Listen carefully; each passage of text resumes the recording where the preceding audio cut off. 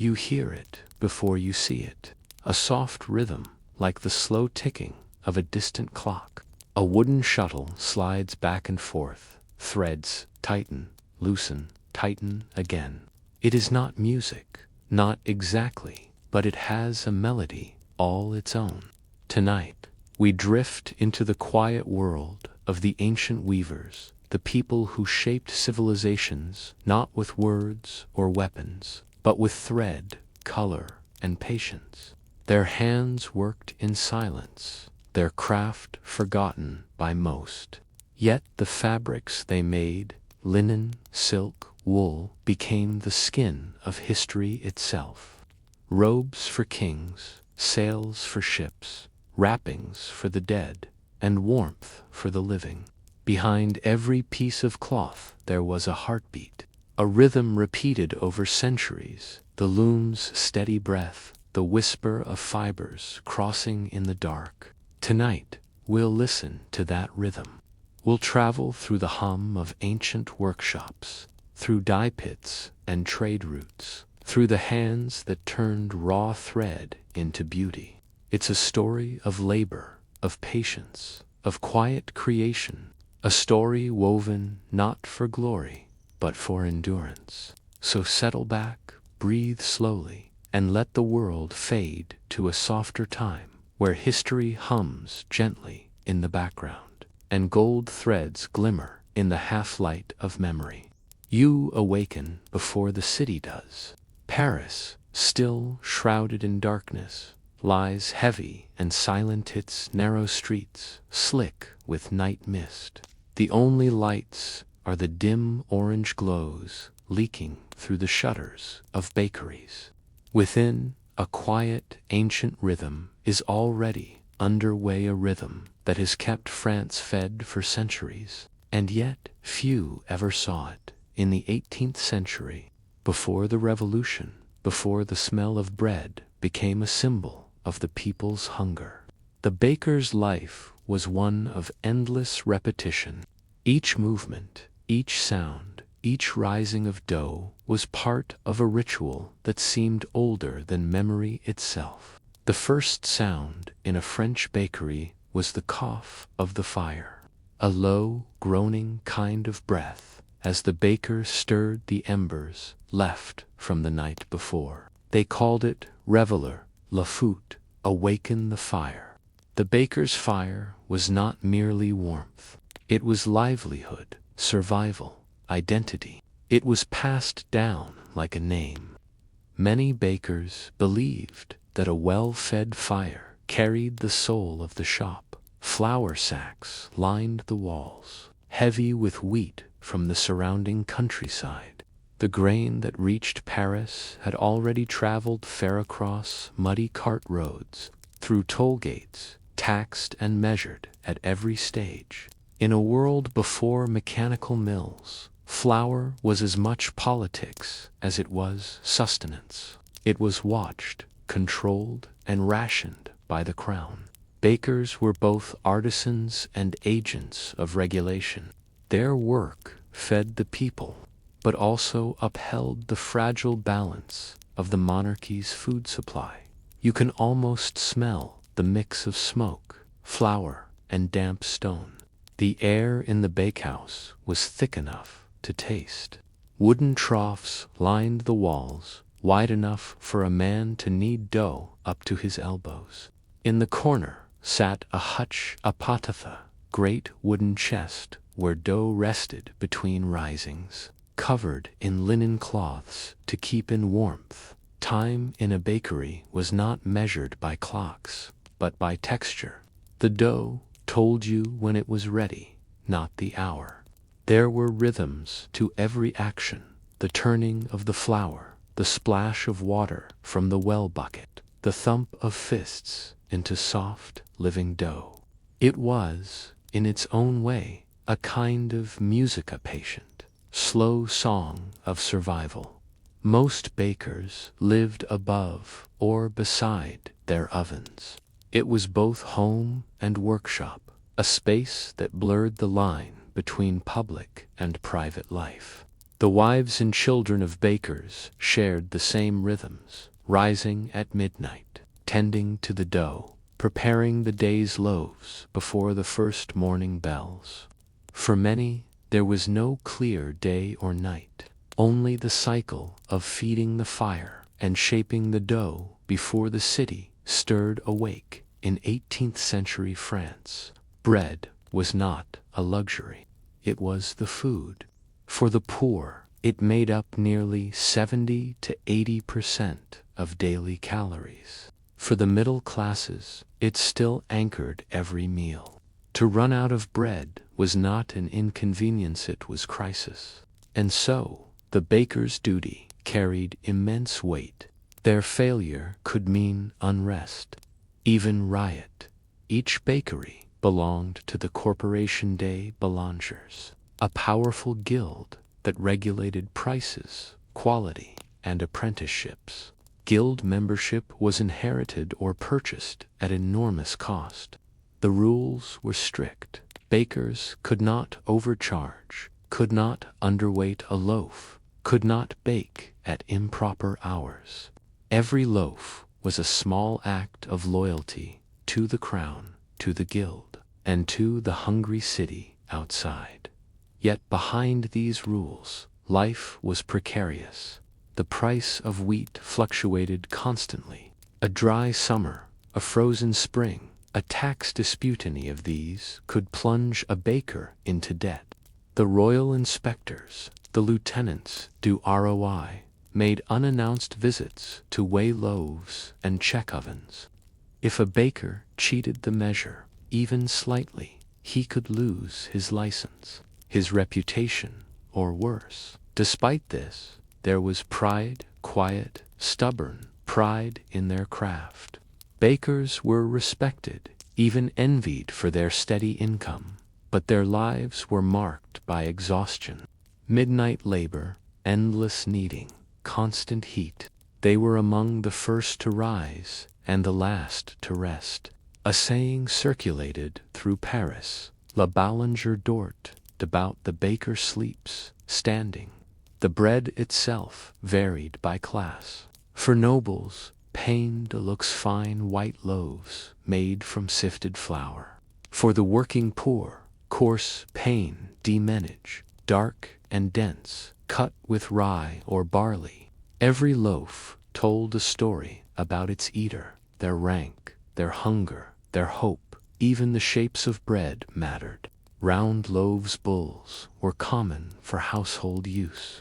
Long loaves, batards, became the ancestors of the modern baguette. But among the poor, bread was baked in whatever shape fit the oven and stretched the dough the farthest. Waste was unthinkable. The ovens themselves were small marvels of pre-industrial engineering. Built of brick and stone, their thick walls trapped heat long after the fire had gone out. Once heated, they could bake dozens of loaves on retained warmth alone. The baker would test the readiness of the oven not with a thermometer, but by throwing in a pinch of flour. If it browned too fast, it was too hot. If it barely changed, too cool. Every decision was guided by experience, by the slow accumulation of touch and intuition passed from master to apprentice. And apprentices, of course, were the lifeblood of the trade. They slept in the bakery, often on straw, in a corner near the oven's warmth. They fetched wood, swept floors, turned dough, and carried baskets of bread to customers in the dawn chill. Their wages were meager, but the promise of mastery, of one day owning their own oven, kept them going. Outside, Paris began to stir. The bells of Saint Eustache tolled softly across the market streets.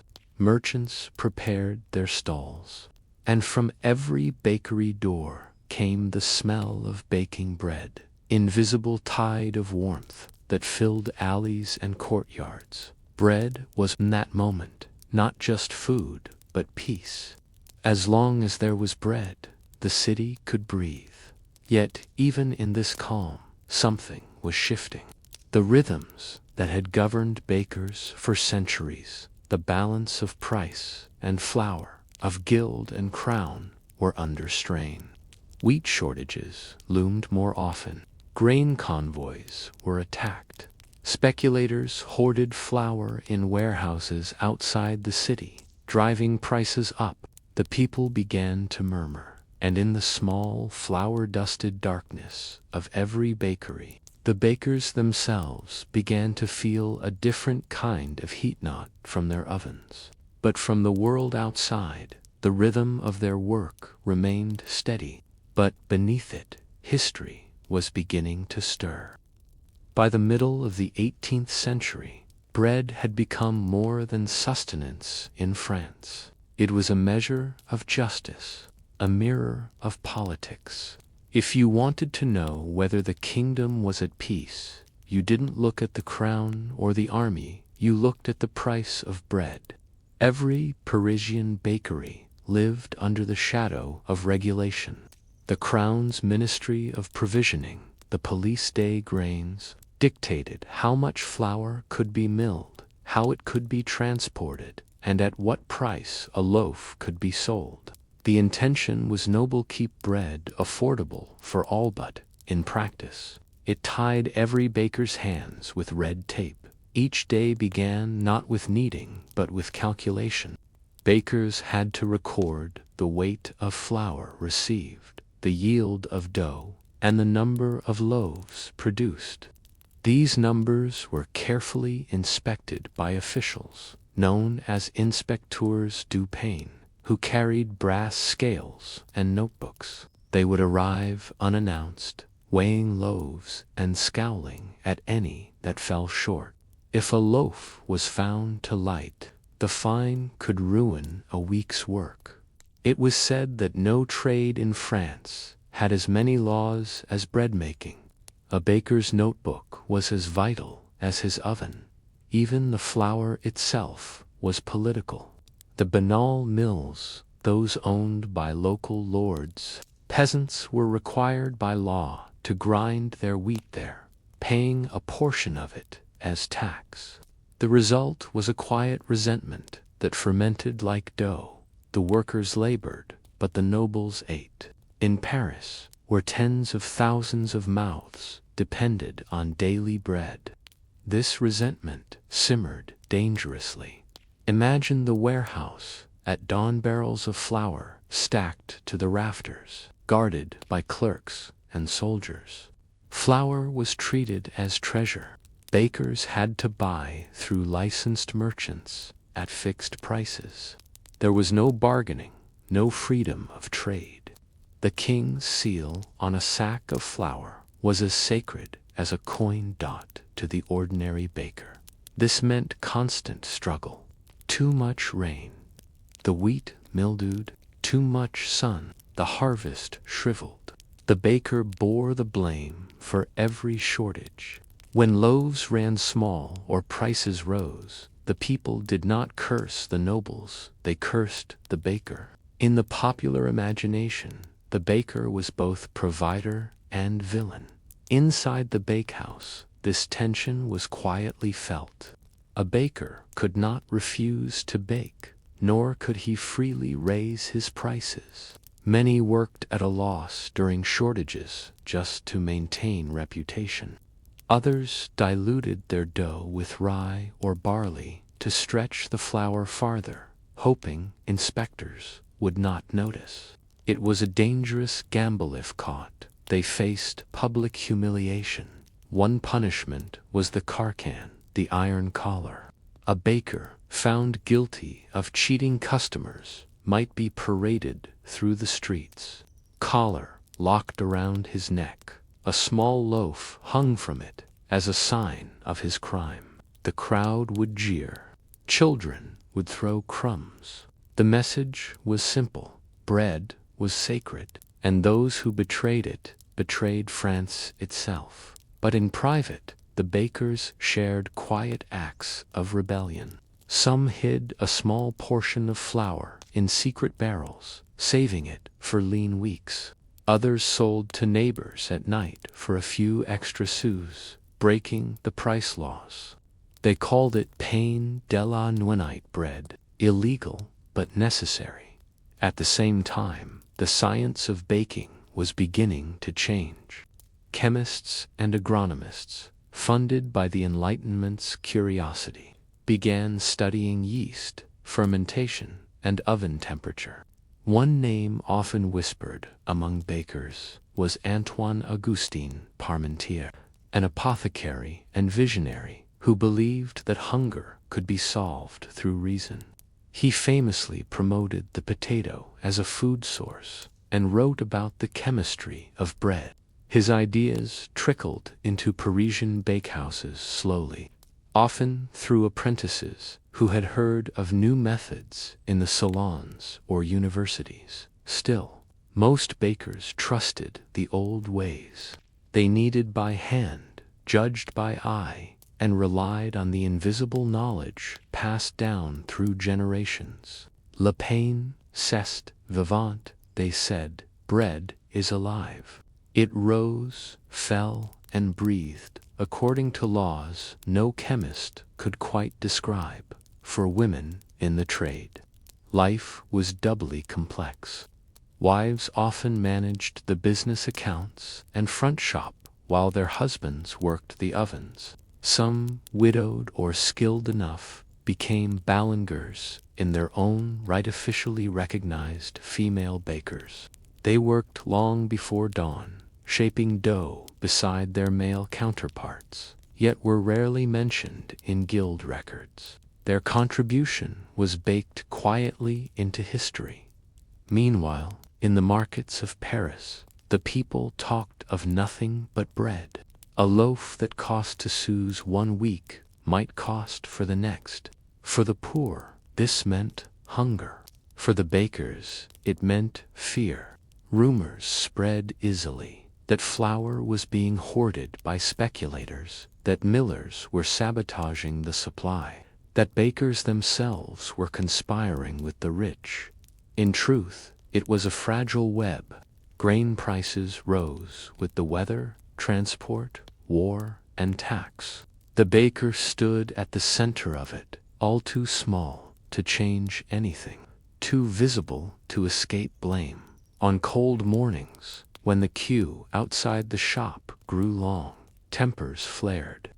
Mothers clutched coins tightly. Children sniffed the air hungrily. The baker's wife would count out loaves carefully, one by one, until the shelves were bare. Then came the moment everyone feared, the door closing, the sign hung up, plus D pain. No more bread. The silence that followed was heavier than stone. Officials tried to calm the city with decrees and speeches. They spoke of patience, of better harvests to come. But patience is not a meal.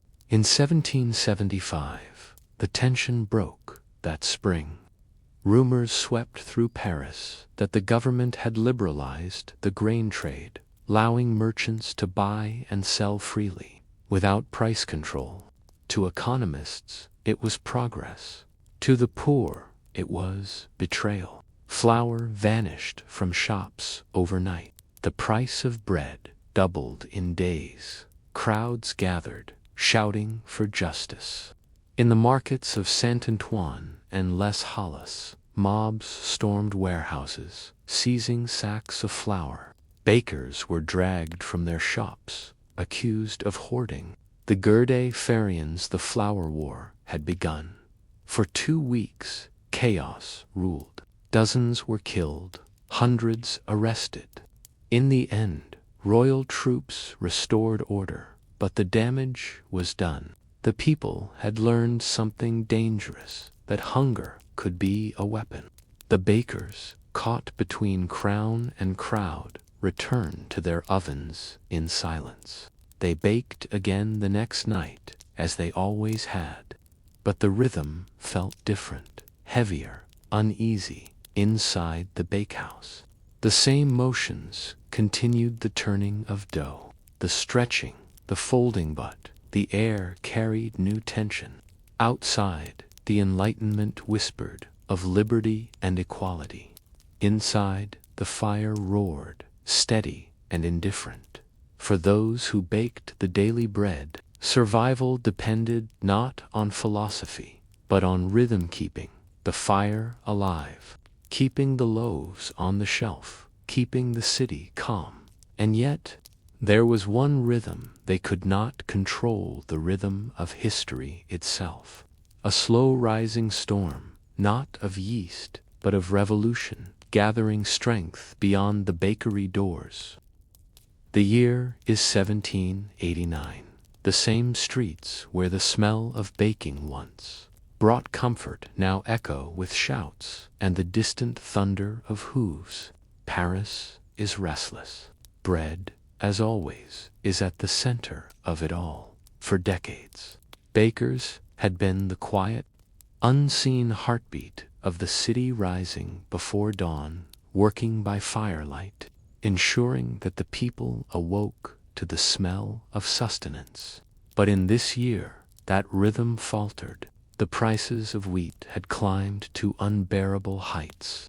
Loaves shrank as coins vanished. Even the bakers, those who had once fed the city, could barely feed themselves in the summer heat. The markets boiled with anger. Women, tired of waiting in endless breadlines, began to march. Their children were thin, their husbands idle, their patience gone. They whispered the old refrain that had haunted France for a century: no bread, no peace. Inside the bakeries, men and women worked in fear. To bake was to take a risk. If the loaves were too small, a mob might break the windows. If they refused to sell, the crowd might storm the ovens. Many bakers began to work behind shuttered doors, bolting them tight at night, baking in silence.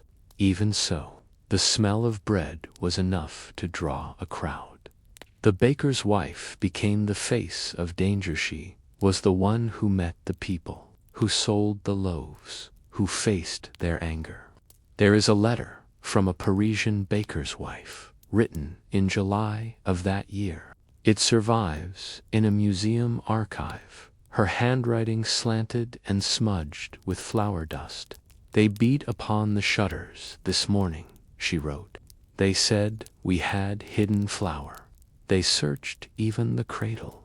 The baby cried, and they took a loaf from the shelf as they left. I did not stop them." Such stories multiplied. The rhythm of the bakery, the kneading, the shaping, the slow breath of the dough continued, but now under a drumbeat of unrest. Bread riots were not new in France, but this time the hunger reached the palace itself. In October, when a group of women marched to Versailles, their cry was simple and terrible: "Du pain, bread." The baker's rhythm had become the rhythm of revolution. For centuries, bakers had been bound to the monarchy. They swore loyalty to the crown through the guilds that governed them. But now, that connection turned to a curse. When the people spoke of the baker, they meant not just the man in the bakehouse, but the king himself. Louis XVI was mocked as Le Boulanger the baker. His queen, Marie Antoinette, as La Boulanger. Even their son, the Dauphin, was called Le Petit Mitron, the little baker's boy. The kingdom itself had become one giant bakery on the verge of burning. Meanwhile, in the real bakeries of Paris, the fire continued to glow. In the early months of the Revolution, the city's ovens became meeting places. Bakers discussed new rights, new freedoms, and the abolishment of guild monopolies. When the National Assembly dissolved the Corporation des Ballingers in 1791, many wept not out of anger but relief. For the first time, bakers could bake without royal control. They could buy flour directly, set prices, choose their own apprentices. Freedom, however, came with its own hunger. Without regulation, competition soared. Small bakers struggled against larger shops. Wheat prices swung wildly. Some months there was profit, others ruin. Many missed the quiet tyranny of the old system. At least under the crown, the rules had been predictable. Still, change was irreversible. The revolution demanded equality, even in the shape of bread. Fancy loaves were denounced as aristocratic excess. The pain de luxe disappeared, replaced by a single national bread, the pain eaglite, the equality loaf. It was coarse, brown, and heavy, meant for all classes alike. In this humble bread, the revolution found its symbol. For the bakers, though, the change was more personal. Their role had shifted from servants of the crown to servants of the people. Yet the people's hunger was infinite. Each day brought new lines, new accusations, new exhaustion. By night, the same quiet work continued. Bakers still rose before dawn, still stirred their fires, still turned dough in the half-light. But now the fear had a new shape, not royal inspectors, but the citizens' committees. Men with tricolor cockades who entered bakehouses with notebooks, recording how much bread was baked, how much was sold, and to whom. If a baker was caught hoarding flour or suspected of favoring the wealthy, the punishment was swift. Public denunciation, confiscation, even prison. And yet the people still needed them. When the streets fell silent after curfew, when soldiers' boots faded into distance, when the last candles of the cafes were snuffed out, there was still one sound that belonged to another world, the soft, rhythmic knocking of dough against the wooden trough. That sound had survived everything: kings, mobs, decrees. It was the oldest heartbeat of France. By the turn of the 19th century, the storm of the revolution had passed, leaving the city exhausted but changed. The guilds were gone, replaced by free enterprise. Bread was now the business of individuals, not institutions. New technologies arrived: mechanical kneaders, improved mills, ovens heated with coal instead of wood. The rhythms of baking began to quicken. The first public bakeries opened, where citizens could bring their dough to be baked in shared ovens for a small fee. It was a return, in some ways, to the medieval communal ovens that had once bound villages together. But this time, it was born of necessity. Many could no longer afford their own ovens or flour. Bakers themselves became symbols of endurance. They had survived not just famine, but revolution and reform. In the records of early 19th century Paris, you can still read the names of the same family's descendants of 18th century bakers, still running the same shops, still rising before dawn. The fires never went out. What changed was their meaning. In the old world, the baker's fire had been a mark of duty to the king. In the new one, it became a quiet act of defiance against chaos, a way of saying that life, however small, must continue. Parmentier's scientific dreams also came to fruition. By the 1820s, the study of fermentation had led to improved yeast. The bread of France, once dense and dark, grew softer, whiter, airier. From this era came the ancestor of the modern baguette bread that could be eaten in the street, shared at a cafe, carried under the arm like a letter of peace. But beneath its crust still lived the old rhythm, the memory of centuries of hands that had kneaded, folded, and shaped it, the rhythm of sleepless bakers, of guild laws and grain riots, of whispered prayers before the fire.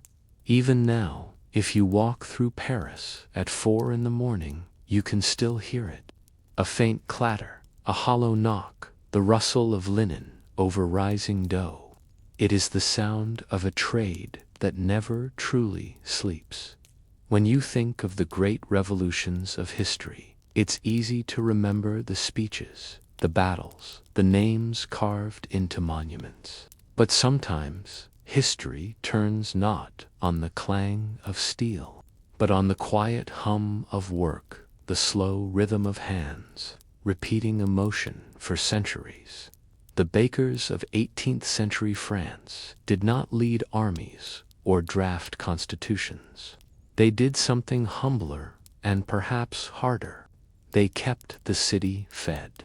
They endured, and in their silent dawns, they carried forward something that every age must relearn, that civilization is not built in noise, but in repetition, in the small, unseen labors that keep a people alive. So the next time you tear into a loaf of bread, think of them, the men and women who rose before light, who measured the world by texture and touch, who worked through hunger and fear so that others might eat. Their names are gone, their shops forgotten, their guilds dissolved, but their rhythm remains steady, ancient, and utterly human. If you were to walk the roads of the Roman Empire, not the marble forums or the polished villas, but the ordinary roads that stretched through farms, hills, and dusty riverbanks, you would have seen them. Men with clay-stricked arms, their backs bent under wooden frames, their sandals caked with red earth. They were brickmakers, the silent builders of Rome. Rome, the empire of arches and aqueducts, owed its beauty not to marble alone, but to baked clay. Nearly every grand building you can still see today, the Colosseum, the baths of Caracalla, the walls of osterisks on brick. And yet, the people who made those bricks lived far from the glory of the city. Their world was not of triumphal processions, but of mud pits, smoke, and monotony. The Romans had a word for the place where bricks were made, figlina. A figlina was part workshop, part prison of labor, part small community. It usually stood near a river, where the soil was rich and damp. The best clay came from the floodplains of the Tiber, or from the valleys of Campania and Gaul.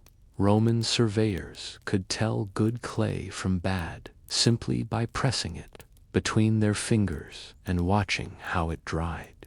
The brick-making process began with the earth itself.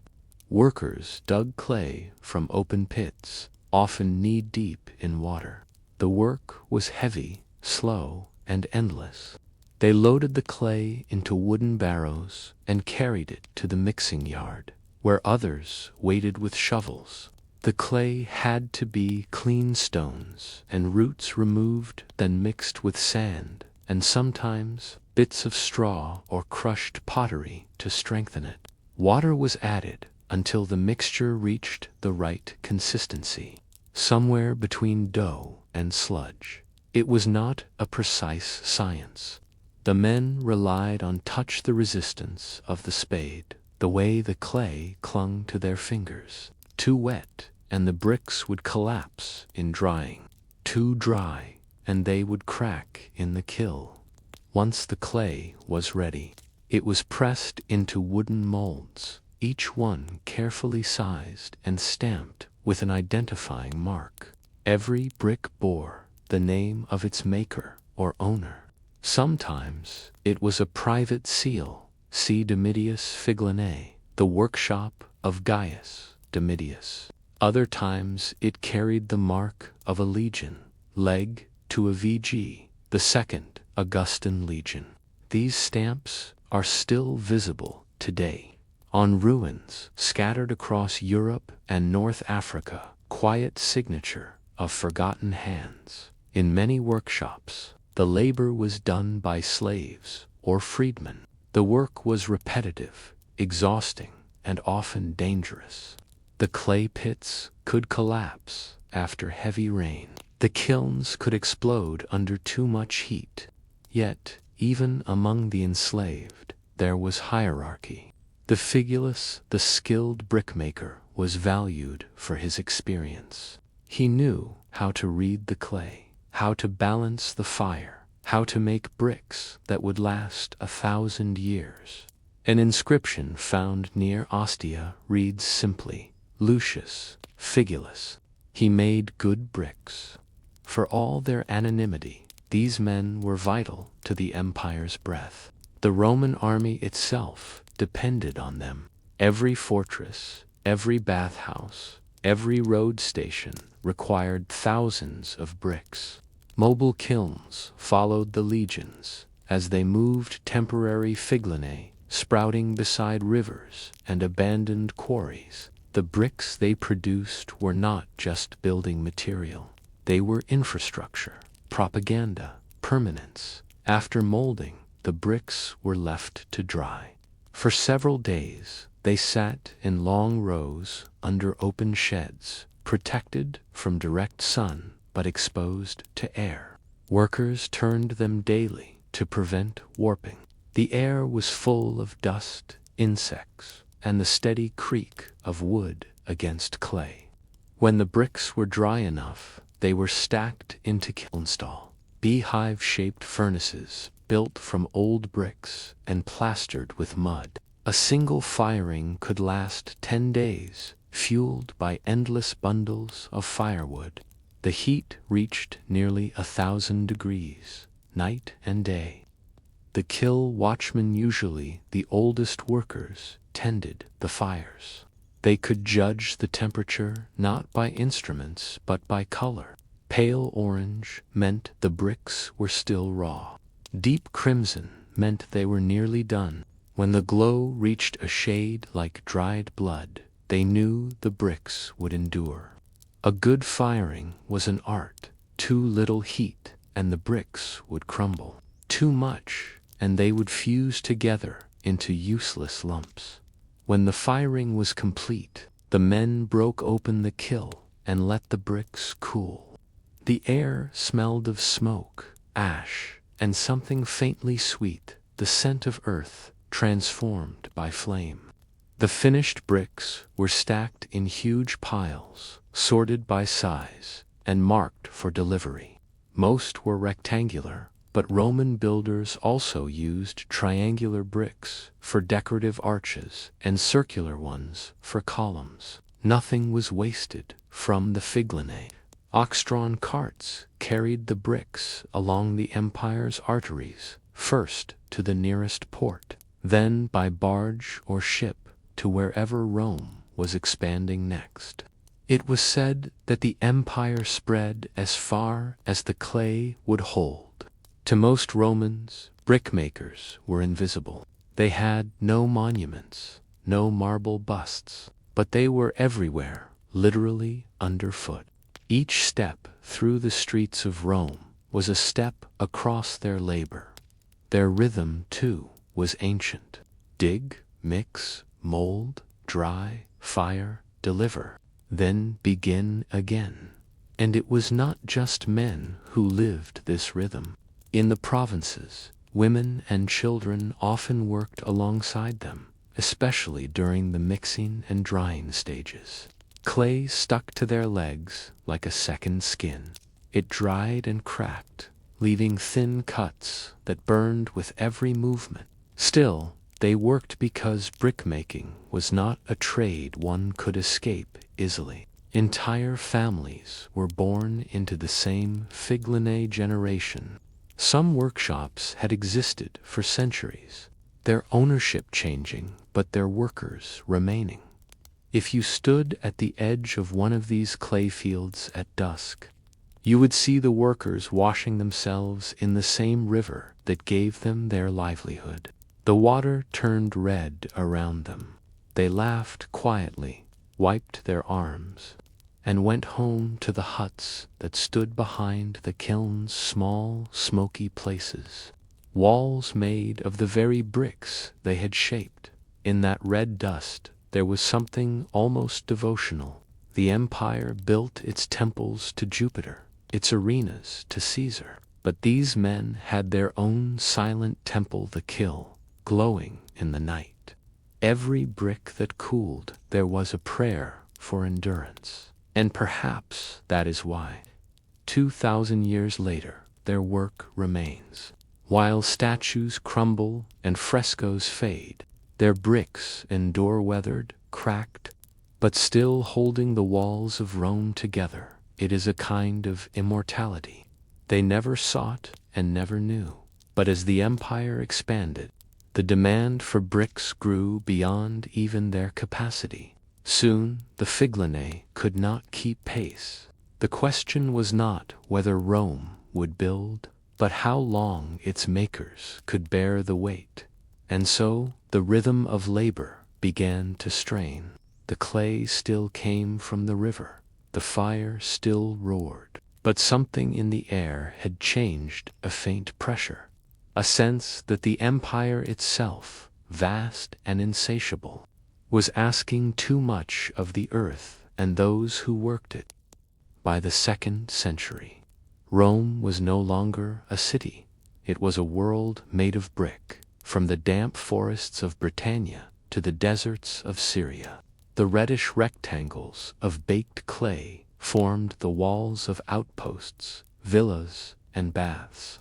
The empire's very texture was terracotta, and behind every wall stood the same invisible rhythm of men and fire. The Figline multiplied.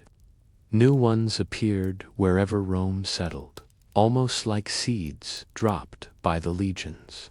In the province of Pannonia, near the Danube, a Roman officer recorded that there were more kilns than olive trees. He meant it as a joke, but there was truth in it. Brickmaking had become a weapon of empire, quiet, slow, and utterly dependable. The army used bricks for speed. Wherever they marched, they built. A fort in a distant valley, bricks. A bathhouse for weary soldiers, bricks. A governor's residence overlooking the frontier, bricks again. Each construction announced Roman order, Roman comfort, Roman permanence. But the brickmakers themselves lived lives of impermanence. Most were born near the clay pits, in villages that smelled perpetually of smoke and damp soil. When they were old enough to lift a mold, they joined the Figline. Their wages, if they were free, were small but steady food, shelter, and a few coins. For the enslaved, payment came only as endurance. Another day survived, another firing completed without injury. In the mornings, the air was still cool. The men began by checking yesterday's bricks, tapping them gently with wooden sticks to hear the tone. A hollow sound meant weakness. A clean, solid ring meant strength. They stacked the good ones aside, broke the failures, and threw the fragments back into the next batch of clay. Nothing was wasted. Even failure was recycled. The kilns themselves were temperamental creatures. Some were simple low, dome-shaped ovens built directly into the ground. Others were large, complex furnaces with arched flues and smoke channels.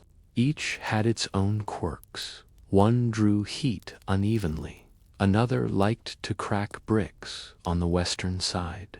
The oldest Figulus in each yard knew every mood of his kill, every shift in its breath. They spoke of the fires as though they were alive.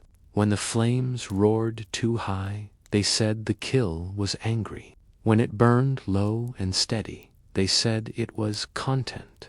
It took days of tending to reach that perfect balance of heat and patience. The watchmen rarely slept, sitting near the vents with ash on their faces and soot in their lungs.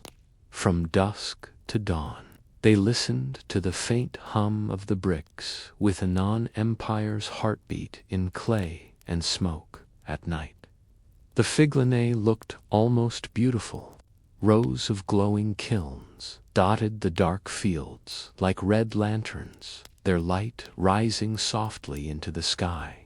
From a distance, a traveler might have mistaken them for a festival, but up close there was only the dry hiss of wood, the dull crackle of stone, and the shifting silhouettes of men feeding the fire. There was an old saying among Roman builders: a wall remembers its maker, though the maker forgets himself.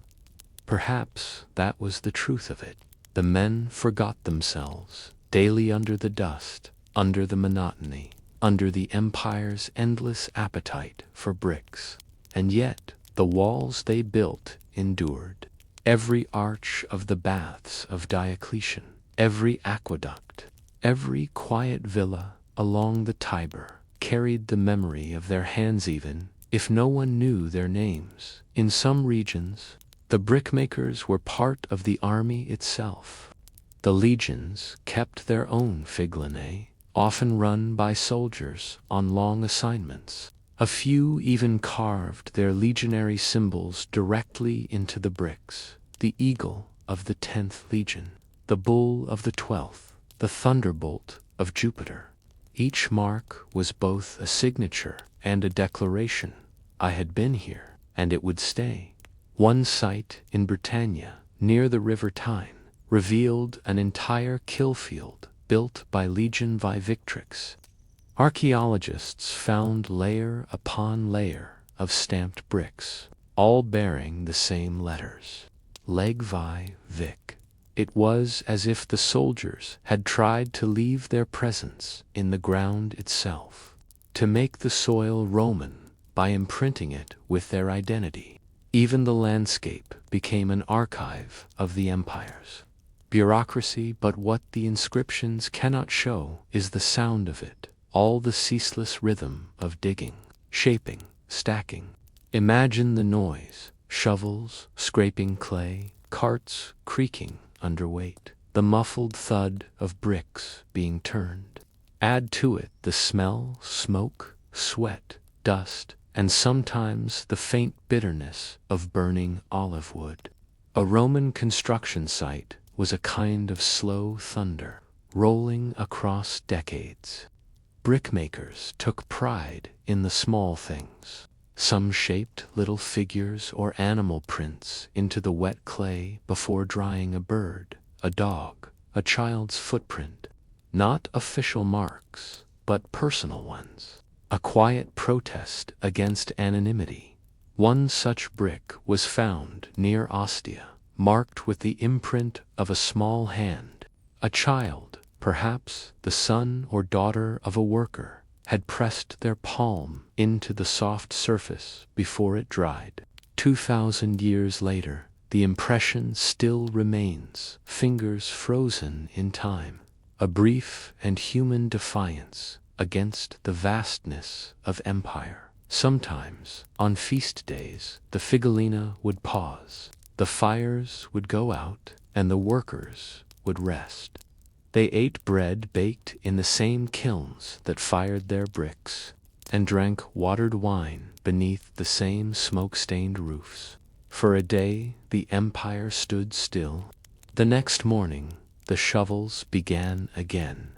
But not all brickmakers were bound to the same fate. Some Figlinay became wealthy, even famous. In the later empire, brick production was often controlled by large estate senators, merchants, or the imperial household itself. Their stamps can be found across Rome: Officina Domitiana, Officina Severiana, Figlinay Sabiniana.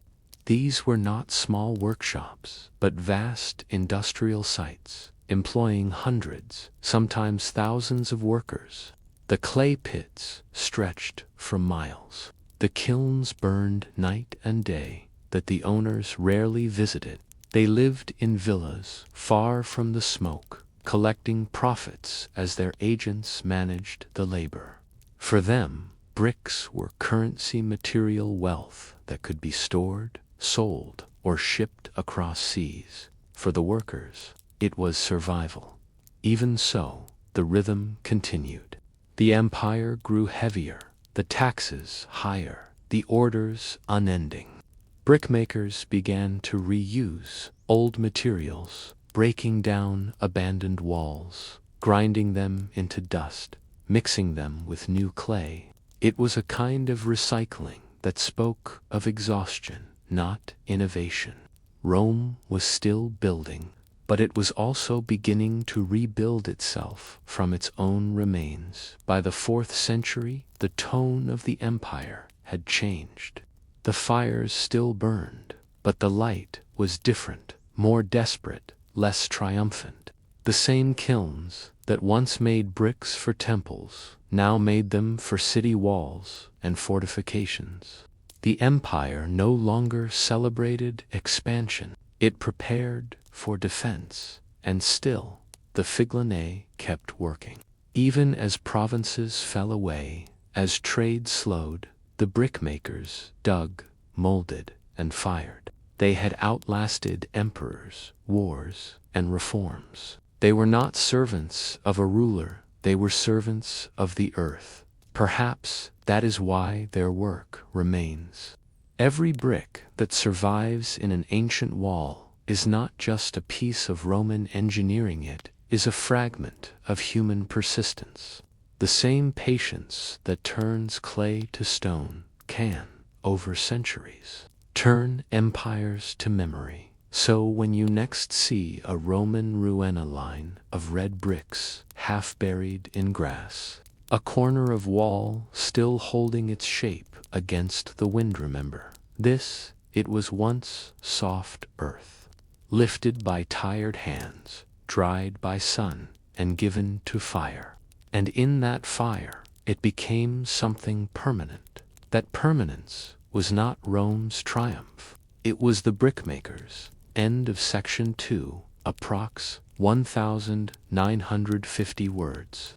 Would you like to continue to section 3, dust and memory, the afterlife of Roman bricks, the quiet closing section that drifts from history into reflective ending for sleep?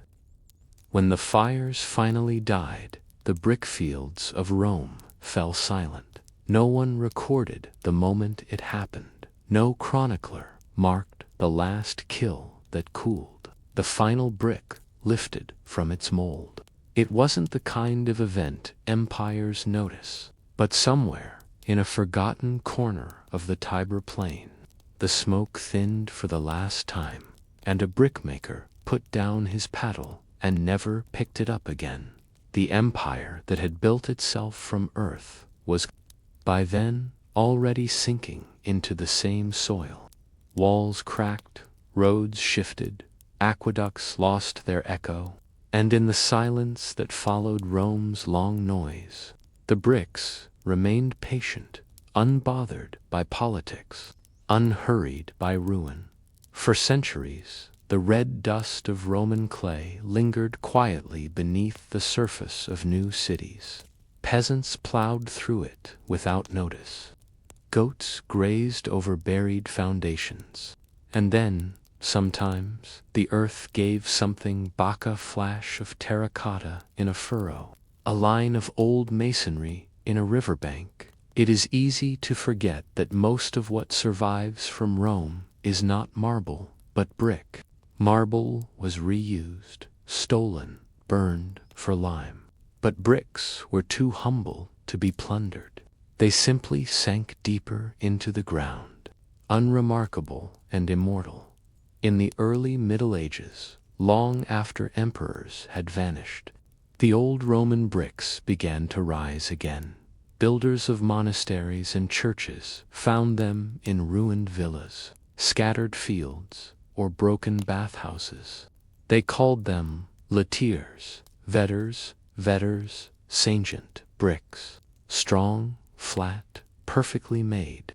Why cut new stone, they reasoned. when the earth had already provided such fine material. So they lifted them out, dusted them off, and built anew. A Roman wall became a Christian one. An old kill's work found new life in a chapel. Each reused brick carried to history's its first fire in the empire, and its second in faith. One chronicler, writing in the 9th century, complained that the old Roman buildings are being devoured by the new. But to the brick itself, it made no difference. It had no loyalty to Rome nor to Christendom. It only remembered heat and pressure and the weight of what it supported in this way. Roman bricks became the quiet thread connecting centuries. They were neither destroyed nor forgotten, just absorbed. Each one carried within it the memory of human effort, a thumbprint, a scratch, a mark of alignment. Even when buried, the bricks remained a silent record of touch by the Renaissance. Scholars began to notice them again. Architects studied ancient walls, tracing the layers of brick and mortar as if they were lines in a manuscript. They admired the precision of Roman construction, the even courses. To them, these humble materials carried the elegance of a lost age. Some artists even painted with the dust of old bricks, grinding fragments into pigment for frescoes and panels. Roman clay, once used to raise temples, now became the color of saints' robes and sunset skies.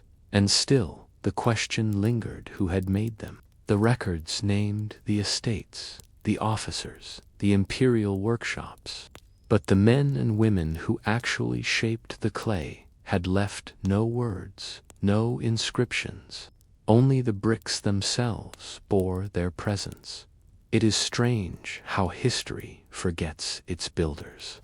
We remember emperors and battles, but not the hands that made the very stones beneath them. Perhaps the brickmakers understood this. Perhaps that was why they pressed their fingers into wet clay, leaving tiny, private signatures, not for glory, but for proof of existence. Today, archaeologists can still trace their rhythm. When they excavate a Roman site, they can tell where a kiln once stood simply by the color of the soil burnt orange from centuries of heat. They find fragments stamped with the names of Figlinae, lines of script half worn but still legible: Figlina Domitiana, Legio 6, Fictrix, Officina Sabiniana. Each fragment is a quiet map of labor. Together, they tell the story of an empire not through conquest, but through production. And occasionally, amid the stamped pieces, they find the rare human touch: an unmarked brick, smooth except for a single thumbprint pressed near the edge. That tiny dent, made in haste 2,000 years ago, remains sharper than most written records. It is a more intimate connection than any emperor's decree. Sometimes, in the museums of Rome, visitors walk past trays of such bricks without a glance. They look at marble statues instead, or bronze coins. But if you stop and look closely, the brick's surface still carries the faint memory of movement: grain lines from a wooden mold, a streak from a palm dragged through clay. Each one a fossil of effort. Imagine, for a moment, standing in a ruin at dusk. The walls around you are made of alternating bands of brick and stone. Between the courses, thin lines of mortar catch the fading light. It looks ordinary, quiet, unassuming, but if you lean close, you can almost sense the temperature that once filled the air, the heat of the kiln, the rhythm of hands laying one course upon another. Each layer is a heartbeat, each joint a breath. The wall is not dead, it's simply waiting for attention. Somewhere inside that silence lies the story of endurance. The brickmakers did not aim for immortality. They only wanted a wall to stand straight, a roof to hold firm, a fire to burn clean. Yet their ordinary ambition created the longest memory of all. Perhaps that is the strange balance of human history. The things made with the least glory often last the longest, and the people who never sought remembrance are the ones whose work endures. When modern restorers repair ancient structures, they still use clay from the same river valleys. The tools are sharper now, the kilns hotter, but the process is nearly identical. Clay, water, air, and fire, the same four elements, obeying the same patience. Sometimes, when a new brick is placed next to an old Roman one, they look almost identical. Only the weight gives them a weight. Ancient one feels heavier, as if time itself has seeped into it. It's a comforting heaviness, the kind that suggests continuity rather than decay.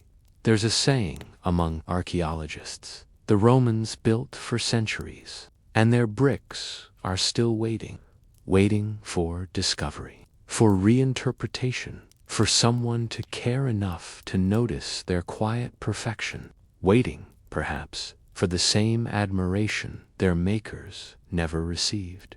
If you think about it long enough, brickmaking is a kind of meditation. It begins with formlessness, Medan ends with structure. Between those two states lies repetition, patience, and the mastery of heat.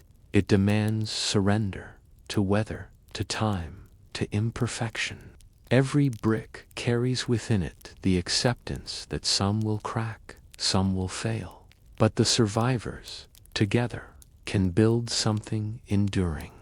Maybe that is why the story of Roman brickmakers still feels human, because it mirrors the way people live, shaped by pressure, tested by heat, made stronger by endurance.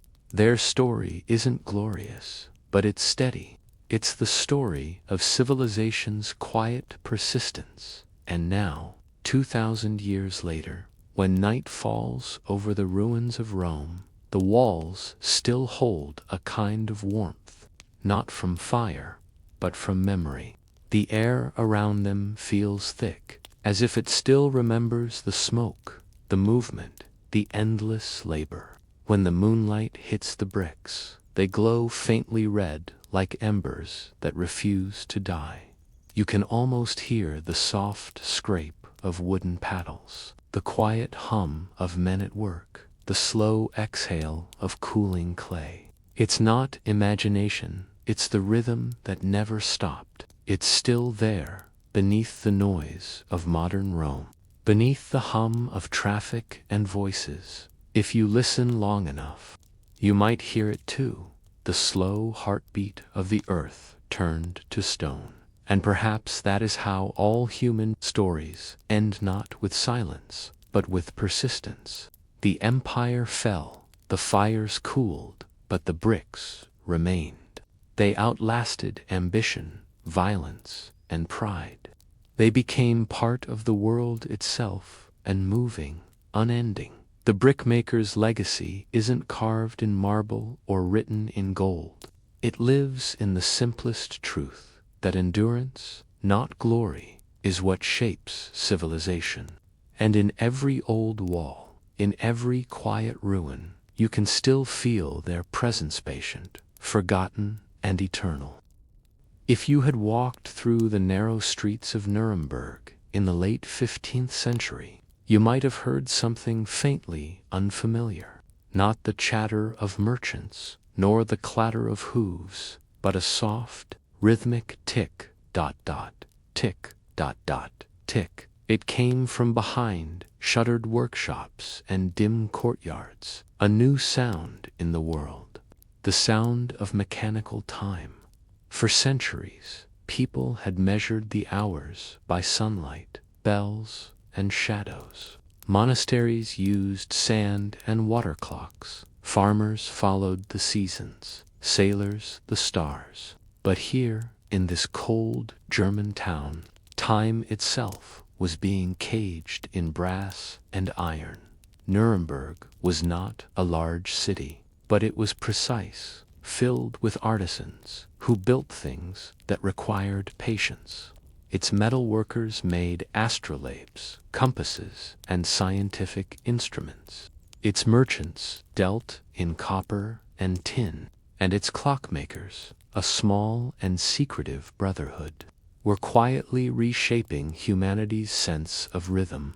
Their workrooms smelled of oil, filings, and the faint sweetness of beeswax. Benches were crowded with tiny tools, files, tweezers, bellows, and awls. Lamps burned late into the night, their flames reflected in the shining surfaces of unfinished gears. You could tell a clockmaker's house by the sound, a constant ticking, faint but insistent, like a heartbeat hidden behind walls. They called their early creations Nuremberger Eier, Nuremberg eggs, small, rounded portable clocks that could fit. Some said they looked like eggs because of their shape, others because they were so precious and delicate that people handled them with the same care. The first of these timepieces appeared around 1505, made by men whose names are mostly lost to time.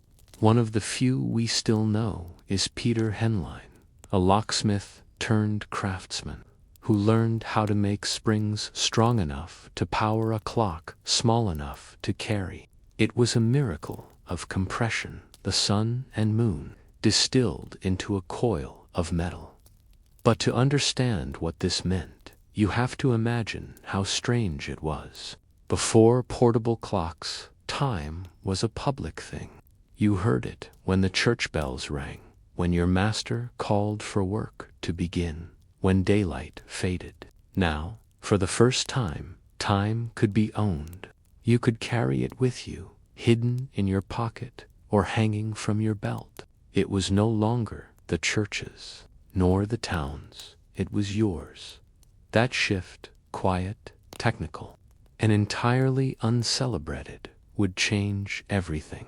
The first clockmakers worked slowly, not because they were lazy, but because they had no other choice. Every piece was made by hand. Every tooth of every gear had to be filed, smoothed, and tested. Even a small mistake, the width of a grain of dust, could stop the entire mechanism. They worked in silence most of the time. When a gear didn't fit, they didn't curse. They simply sighed, set it aside, and began again. Patience was not just a virtue in their trade, it was survival. The clocks themselves were temperamental creatures.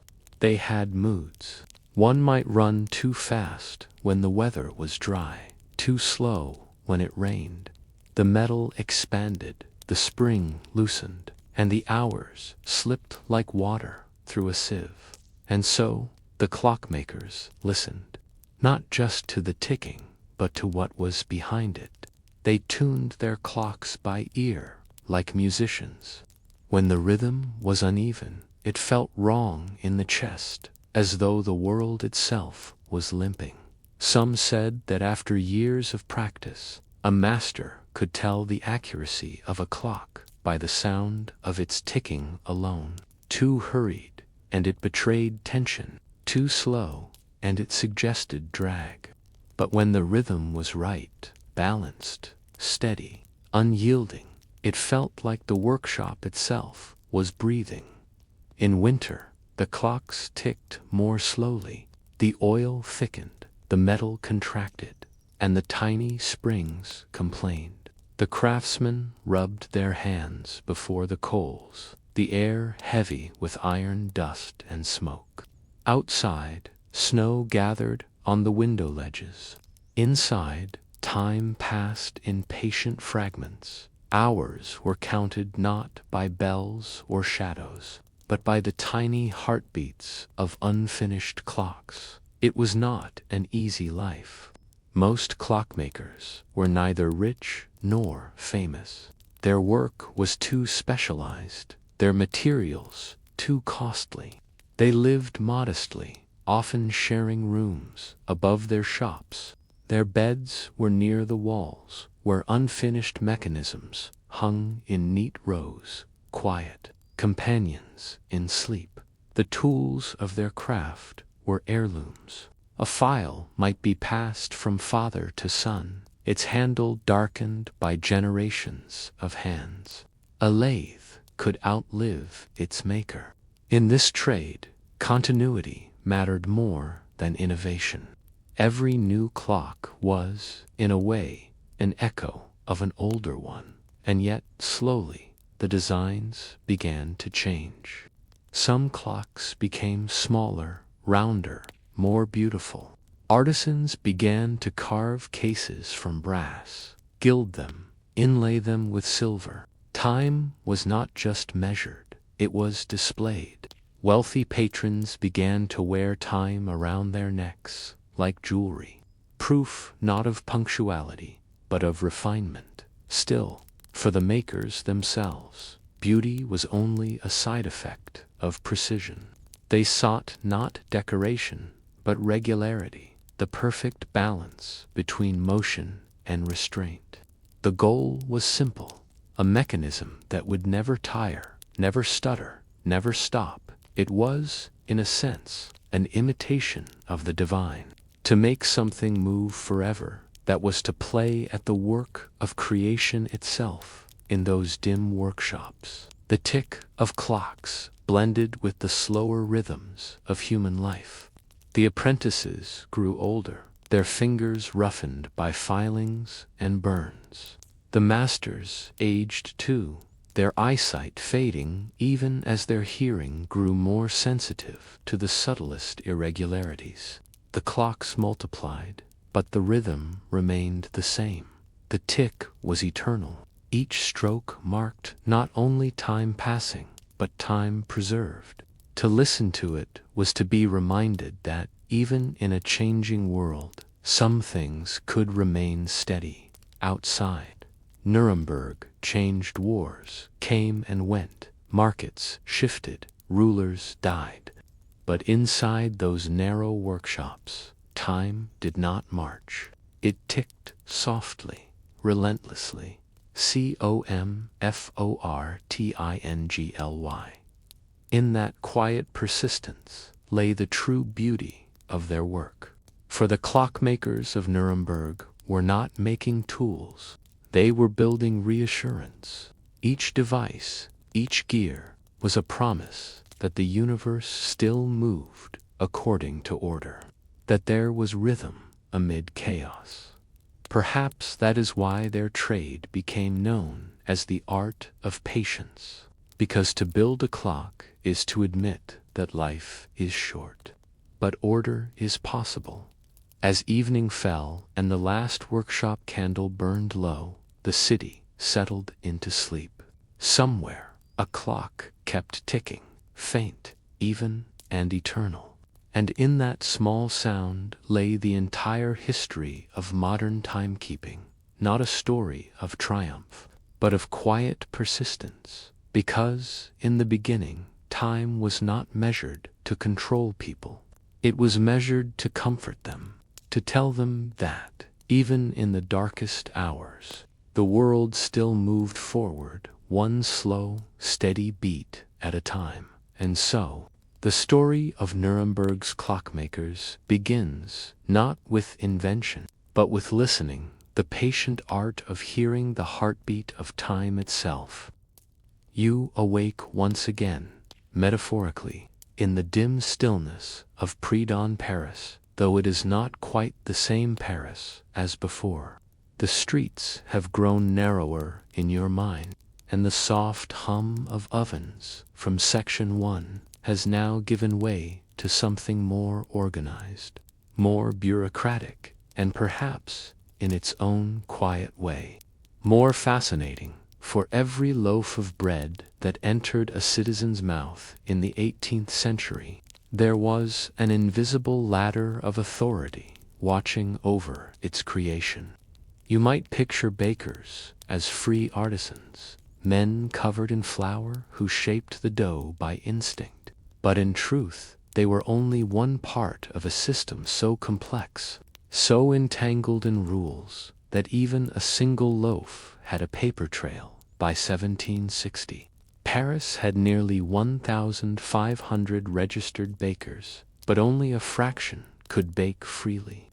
Most were tied to guilds' regulated bodies that governed how bread could be made, sold, or even named. The Corporation des Boulangers, the official bakers' guild, controlled every crumb of commerce related to bread. They dictated who could own a bakery, how large each oven must be, how many assistants could be employed, and even how much flour might be stored. But hovering above them like powdered sugar on a cake were the inspectors du pain, the flour and bread inspectors of Paris. These inspectors were not glamorous figures. They were bureaucrats with dusty ledgers and ink-stained fingers, moving through the city before sunrise. Their task was simple: to make sure no baker cheated the people. Bread was too important to be left to trust. In France, it was not just food, it was politics. A rise in bread prices could spark riots. A rumor of hoarded flour could unseat a minister. So the inspectors watched closely. They made surprise visits to bakeries, dipping brass spoons into flour sacks, measuring moisture with primitive instruments, and noting the texture of crusts. A well-baked loaf, by regulation, should crack gently when pressed. A poorly baked one too pale, too dense, or too light was a punishable offense. Each bakery kept a bread register, a record of ingredients, sales, and weights, which inspectors could review at any time.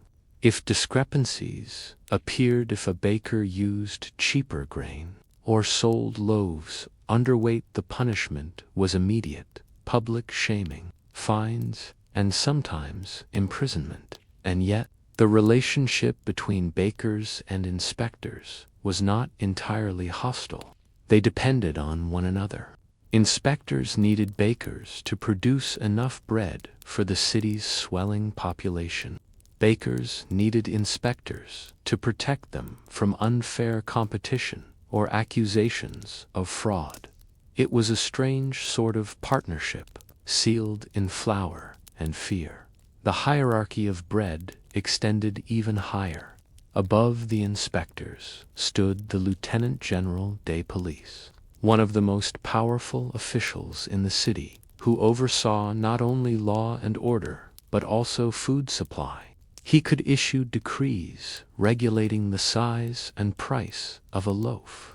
These prices, known as le tarif du pain, were posted publicly and could change with the harvest. When grain was plentiful, bread was cheap. When it was scarce, the government sometimes ordered bakers to continue producing loaves at a loss to prevent unrest. The state even maintained emergency granaries, guarded by soldiers, to be opened during famine. In such times, bakers were conscripted, forced to bake day and night to feed the hungry dot, and all of it, every sack, every loaf, every crumb was documented. One inspector's report from 1773 describes a bakery on the Rue Saint-Honor. The flour is of passable quality. Though the loaves are smaller than regulation, the baker claims his oven loses heat too swiftly. I have ordered him to reinforce the door with iron. A warning has been issued. Even the smallest technical failure became an administrative matter. A warped oven door, a cracked millstone, a damp storeroom were noted, filed. and archived. The bureaucracy of bread was as much a part of Paris as the Seine itself. Behind these rules, though, were human stories. A widow running her late husband's bakery might petition the guild for permission to continue. Apprentices, often orphans, lived in tiny rooms above the ovens, rising before dawn to knead and sweep. Flour dust coated their lungs, burns marked their hands. Yet these young workers, through years of discipline, could climb the ranks, becoming journeymen, then masters, and perhaps one day owning their own bakery. Promotion depended not only on skill, but also on moral reputation. The guild records reveal curious details: bakers fined for ill temper, public drunkenness, or neglect of prayer. To be a baker was to be not just a craftsman, but a moral symbol of stability. Bread was, after all, the foundation of life. The inspectors, too, faced scrutiny. They were expected to be incorruptible, though bribes were common. A bag of superior flour here, a warm loaf there. It was difficult to remain impartial when surrounded by temptation. Some inspectors developed quiet partnerships with their favorite bakers, warning them of upcoming checks or slipping them hints about new regulations. In this subtle dance of oversight and obedience, the rhythm of bread became the rhythm of society itself. Yet, underneath the structure, something was changing. By the 1770s, whispers spread among bakers that the guild system was becoming unsustainable. Enlightenment thinkers criticized monopolies and old privileges. Economic reformers began to argue that bread prices should be set by free markets, not royal decrees. This frightened the bakers. Freedom, in theory, meant opportunity, but in practice, it meant ruin. If prices fell, many would starve. If flour rose, riots would follow. The inspectors sensed this unease, recording it in the margins of their reports. The bakers express fear of liberty. They say it will mean hunger for them and for the people alike. So, as the sun rose over Paris each day, the inspectors continued their rounds, clinging to order in a city that was quietly preparing for revolution. They could not yet know that within 2 decades, the very offices they served would be abolished, and many of their carefully kept records burned or forgotten. But for now, in the mid-18th century, the system held steady, a fragile network of trust, regulation, and routine. Every loaf that left a bakery had passed through invisible hands of authority, through the eyes of men who recorded the weight of flour as though it were the weight of peace itself. And yet, one cannot help but wonder, as the inspectors made their final notes before dawn, standing beneath the faint glow of a bakery's window, did they ever question the purpose of their work? Did they see, in those endless loaves, not just nourishment, but control? The final decades of the 18th century were restless ones for Paris, though in the quiet chambers of its bakeries, the changes were subtle, almost imperceptible. Flour still arrived at dawn in wooden barrels from the granaries along the Seine. Inspectors still dipped their measuring spoons into the pale dust and noted its coarseness. Apprentices still rose before the first light, their fingers numb, their faces white with powder, yet beneath the rhythm of their daily work. The foundation of this entire system, the very idea that bread should be a matter of royal oversight, was beginning to crack. To understand this slow collapse, you have to imagine the strange mixture of dependence and exhaustion that defined Paris in the 1780s. Bread remained the lifeblood of the city. The average citizen consumed nearly 2 pounds of it, but the price of grain had become unstable, whipped by bad harvests, speculation, and the creeping effects of economic reform. For centuries, bakers and inspectors had shared a delicate peace. The state protected them, and they, in turn, kept the people fed. But reformers in the King's Council began to ask questions. Why should the state set bread prices at all? Why should guilds control who could bake? Wasn't freedom, liberté, a better recipe for prosperity? It started, as revolutions often do, with something that sounded practical. In 1775, the government briefly deregulated the grain market, allowing traders to sell flour freely. Officials hoped that competition would lower prices. Instead, speculators hoarded grain, prices soared, and angry Parisians filled the streets. The event became known as the Flour War, of armies, but of bread and hunger. Inspectors' reports from that year read like quiet testimonies of chaos. The people demand bread, but the bakers have none to give. The mills are empty. The air is full of rumor. After several weeks of unrest, the government reversed the policy, reinstating strict control over grain and bread. But the damage was done. The people had learned that their hunger could move the state, and the inspectors had learned that their authority could vanish in a single decree. From then on, the once confident tone of the inspection journals began to waver. The handwriting grew shakier, the entries shorter. Still, life in the bakeries went on. Bakers continued to weigh their loaves on brass scales, to sweep the floors with stiff brooms, to whisper small prayers before lighting their ovens. In many shops, superstition still lingered. Some bakers would toss the first handful of flour onto the fire for Saint Honor, the patron saint of bakers. Others refused to whistle near dough, believing it would prevent it from rising. Inspectors, who once mocked these customs in their ledgers, began to leave them unmentioned. Perhaps even they had begun to sense that the old order, half religious, half bureaucratic, was fading away, and that superstition was as good a comfort as any. By 1788, Paris was hungry again. A terrible winter froze the rivers and withered the wheat. Flour shipments slowed to a trickle. Bakers could not meet their quotas.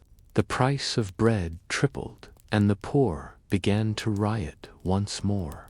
The inspectors, caught between angry citizens and failing bakeries, found themselves powerless. Their old tools ledgers, laws, and seals of authority had lost their weight. One letter from a district inspector that year, never meant for the archives, reads almost like a confession. We are drowning in flour and famine both. The numbers do not add up. The people hate us. The bakers lie to us. The guild promises order, but there is none to be found. Sometimes I wish I had never learned to read, for I can see the ruin coming and can do nothing to stop it. The inspector's words would soon prove prophetic. When the revolution broke out in 1789, the guilds were among the first casualties. The Corporation des Boulangers, which for centuries had ruled the craft with parchment decrees and iron spoons, was abolished by law. Bakers were declared free to practice their trade without license or oversight. The inspectors' offices were emptied. Their records, which had once catalogued the entire edible rhythm of the city, were scattered or burned. Some inspectors found new posts in the revolutionary administration. Others simply vanished. A few, it is said, opened small bakeries of their own, applying their knowledge of measurements and moisture to honest work. Yet even in this new age of liberty, the people's hunger remained. Prices continued to rise and fall with the harvest. Riots flared when bread was scarce. The bakers' apprentices still woke before dawn. Freedom, it seemed, had changed little about the practical business of survival. And so, as Paris entered its most turbulent years, the flour inspectors became ghosts of memory. Their names faded from ledgers, their stamps from sacks. But traces of their world lingered in the quiet habits of bakers, measuring carefully, noting the weight, checking the crust. Even now, in the oldest bakeries of France, you might sense a faint echo of their discipline. A careful hand dusting flour evenly across the table. A baker squinting at the dough as if it were a ledger entry. The soft sound of a loaf being weighed before it leaves the counter. All of it the ritual precision. The quiet rhythm of control descends from those forgotten men who once patrolled the dawn, counting loaves to preserve a fragile peace. And perhaps there's something comforting in that the act of baking, so ordinary and repetitive, once carried the weight of an entire civilization. That every crumb of bread was a small expression of order in a world that was slowly, inevitably falling apart. So, the next time you pass a bakery in the early morning and smell the first loaves cooling in the quiet, imagine somewhere behind the scent of yeast and heta, faint rustle of parchment, the scratch of a quill, and the ghostly presence of a man checking the weight of history itself. Because in 18th century Paris, even bread had bureaucracy, and even bureaucracy, in its own slow, sleepy way, was human. By the late Middle Ages, the quiet orchard was no longer only a place of patience, had become a language of prestige. In the early centuries, a fruit tree was simply a companion to survival. It gave sweetness to a hard life, shade to a weary traveler, and cider for a long winter. But as kingdoms stabilized and wealth accumulated, the orchard began to shift from a humble plot of sustenance to a symbol of refinement. In castles and manors across Europe, lords began to order their gardeners to plant not just any fruit, but the right fruit varieties praised in treatises and sought after in trade. The once wild apple was tamed into perfection.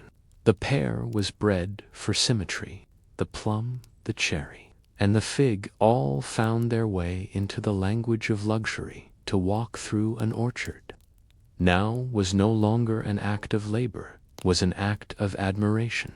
And yet, beneath the elegance of this transformation, the hands that kept these trees alive were the same as ever, quiet, calloused, and largely unseen in France.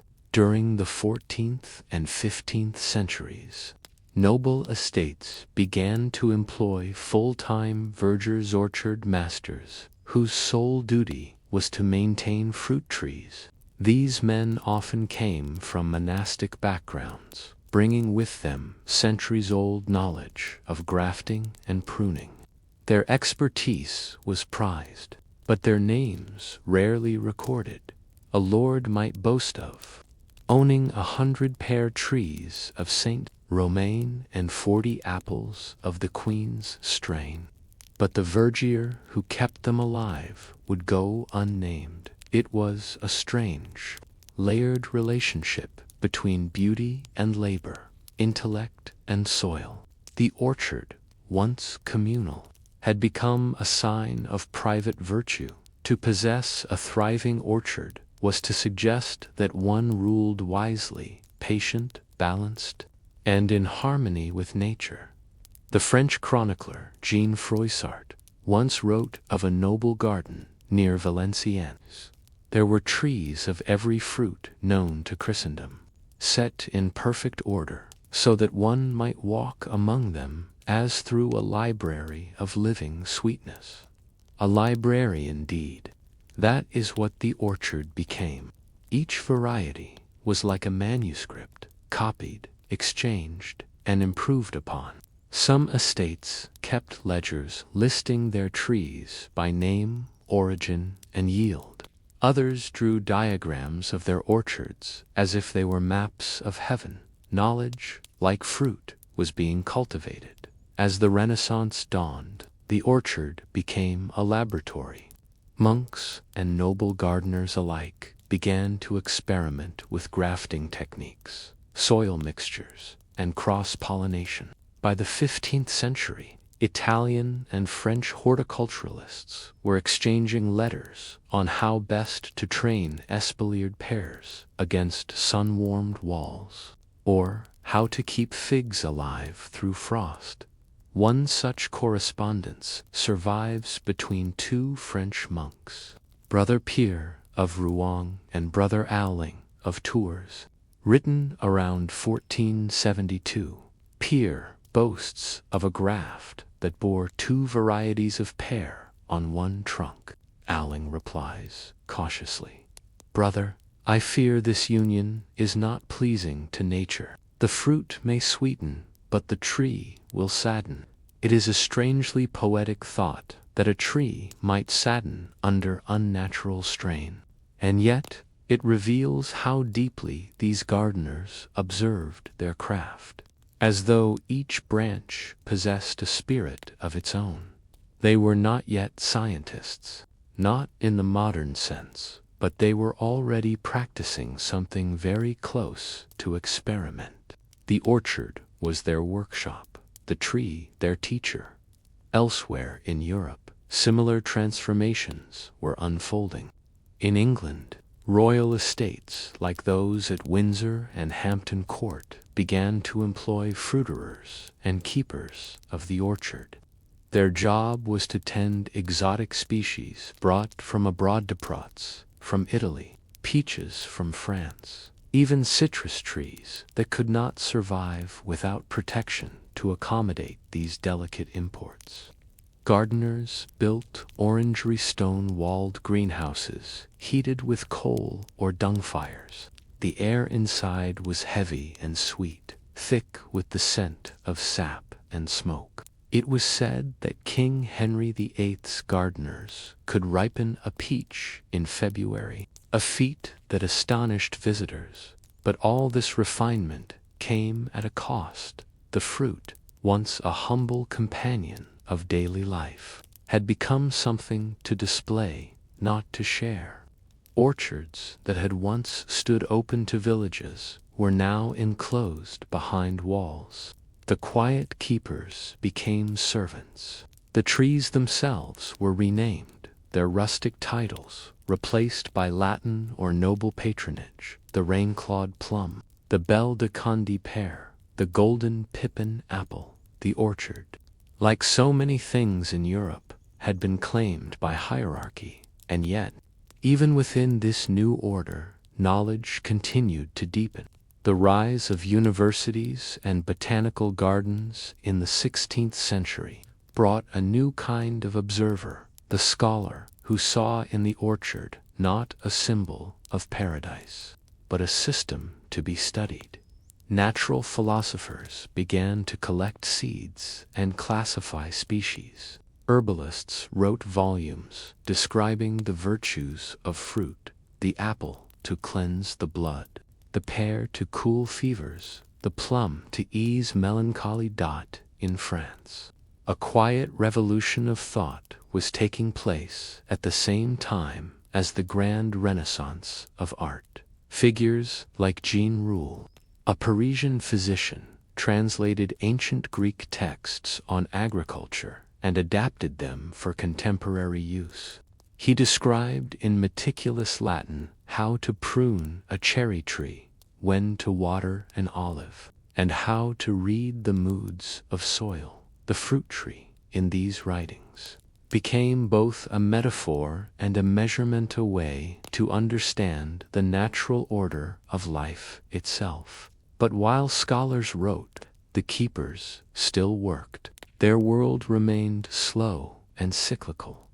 The verger in his orchard would rise with the dawn, sharpen his pruning knife on a whetstone, and move from tree to tree, cutting away the old wood so that the new might grow.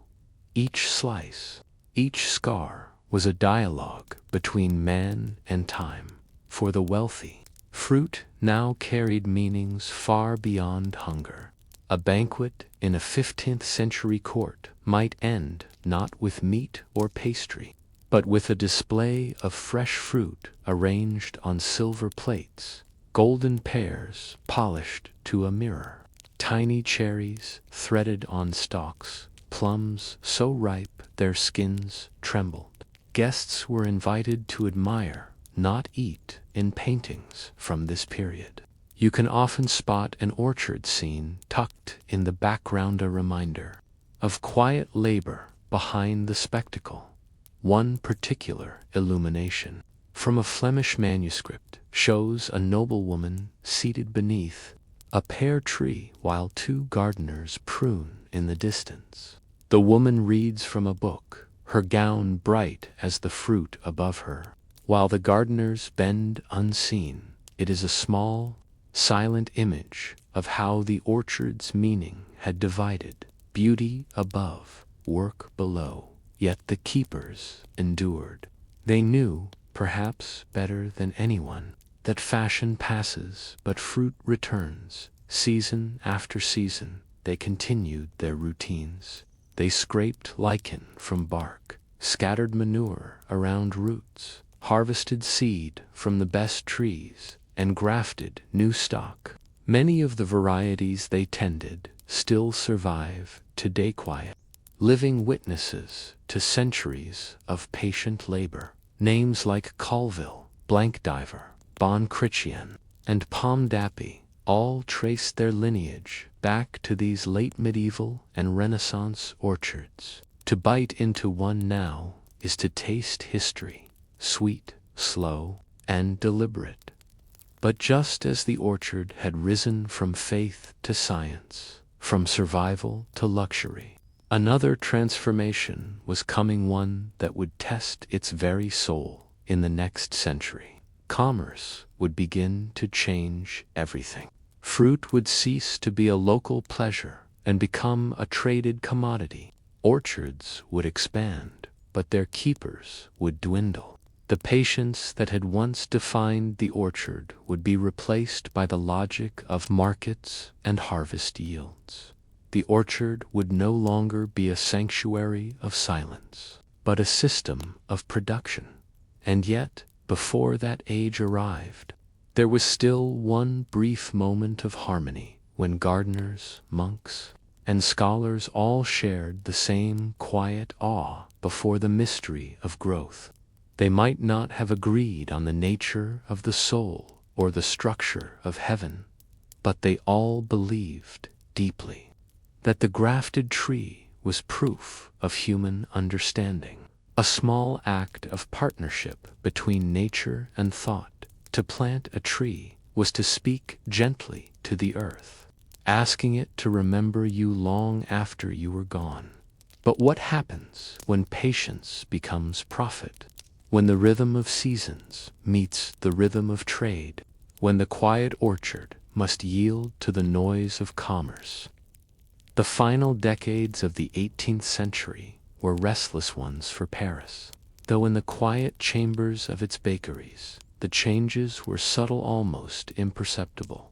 Flour still arrived at dawn in wooden barrels from the granaries along the Seine. Inspectors still dipped their measuring spoons into the pale dust and noted its coarseness. Apprentices still rose before the first light, their fingers numb, their faces white with powder, yet beneath the rhythm of their daily work. The foundation of this entire system, the very idea that bread should be a matter of royal oversight, was beginning to crack to understand this slow collapse. You have to imagine the strange mixture of dependence and exhaustion that defined Paris in the 1780s. Bread remained the lifeblood of the city. The average citizen consumed nearly 2 pounds of it, but the price of grain had become unstable, whipped by bad harvests, speculation, and the creeping effects of economic reform for centuries. Bakers and inspectors had shared a delicate peace. The state protected them, and they, in turn, kept the people fed. But reformers in the King's Council began to ask questions. Why should the state set bread prices at all? Why should guilds control who could bake? Wasn't freedom, liberté, a better recipe for prosperity? It started, as revolutions often do, with something that sounded practical. In 1775, the government briefly deregulated the grain market, allowing traders to sell flour freely. Officials hoped that competition would lower prices. Instead, speculators hoarded grain, prices soared, and angry Parisians filled the streets. The event became known as the Flour War, of armies, but of bread and hunger. Inspectors' reports from that year read like quiet testimonies of chaos. The people demand bread, but the bakers have none to give. The mills are empty. The air is full of rumor. After several weeks of unrest, the government reversed the policy, reinstating strict control over grain and bread. But the damage was done. The people had learned that their hunger could move the state, and the inspectors had learned that their authority could vanish in a single decree. From then on, the once confident tone of the inspection journals began to waver. The handwriting grew shakier, the entries shorter. Still, life in the bakeries went on.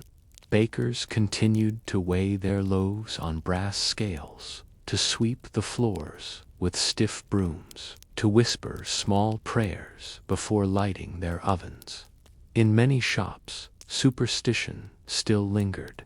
Some bakers would toss the first handful of flour onto the fire for Saint Honor, the patron saint of bakers. Others refused to whistle near dough, believing it would prevent it from rising. Inspectors, who once mocked these customs in their ledgers, began to leave them unmentioned. Perhaps even they had begun to sense that the old order, half religious, half bureaucratic, was fading away, and that superstition was as good a comfort as any. By 1788, Paris was hungry again. A terrible winter froze the rivers and withered the wheat. Flour shipments slowed to a trickle. Bakers could not meet their quotas. The price of bread tripled, and the poor began to riot once more. The inspectors, caught between angry citizens and failing bakeries, found themselves powerless. Their old tools ledgers, laws, and seals of authority had lost their weight. One letter from a district inspector that year, never meant for the archives, reads almost like a confession. We are drowning in flour and famine both. The numbers do not add up. The people hate us. The bakers lie to us. The guild promises order, but there is none to be found. Sometimes I wish I had never learned to read, for I can see the ruin coming and can do nothing to stop it. The inspector's words would soon prove prophetic. When the revolution broke out in 1789, the guilds were among the first casualties. The Corporation des Boulangers, which for centuries had ruled the craft with parchment decrees and iron spoons, was abolished by law. Bakers were declared free to practice their trade without license or oversight. The inspectors' offices were emptied. Their records, which had once catalogued the entire edible rhythm of the city, were scattered or burned. Some inspectors found new posts in the revolutionary administration. Others simply vanished. A few, it is said, opened small bakeries of their own, applying their knowledge of measurements and moisture to honest work. Yet even in this new age of liberty, the people's hunger remained. Prices continued to rise and fall with the harvest. Riots flared when bread was scarce. The bakers' apprentices still woke before dawn.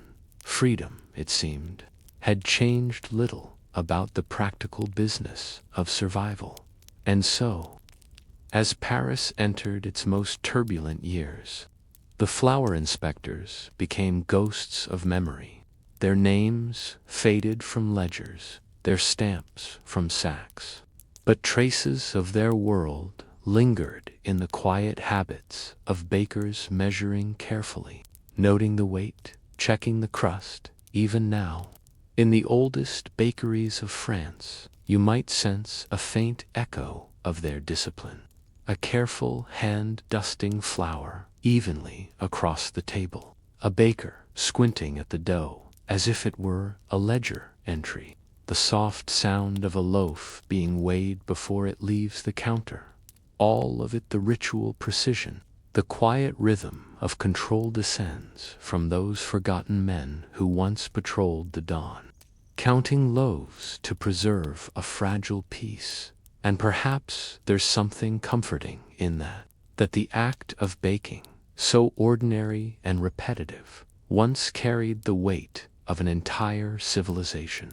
That every crumb of bread was a small expression of order in a world that was slowly, inevitably falling apart. So, the next time you pass a bakery in the early morning and smell the first loaves cooling in the quiet, imagine somewhere behind the scent of yeast and heta, faint rustle of parchment, the scratch of a quill, and the ghostly presence of a man checking the weight of history itself. Because in 18th century Paris, even bread had bureaucracy, and even bureaucracy, in its own slow, sleepy way, was human. The world before the orchard was wild. Europe, in the centuries after Rome's fall, was a landscape of woods, thickets, and uncultivated growth. There were fruit trees, yescrab apples, sour cherries, small, hard pears, but they grew where chance had dropped their seeds. No hands pruned them, no walls sheltered them.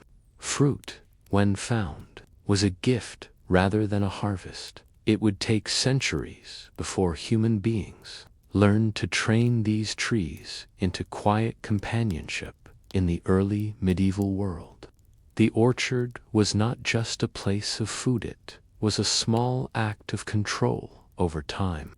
Unlike grain or vegetables, trees required years before they gave anything in return. A man could sow barley and eat it by autumn, but to plant a pear tree was to make a promise to someone in the future.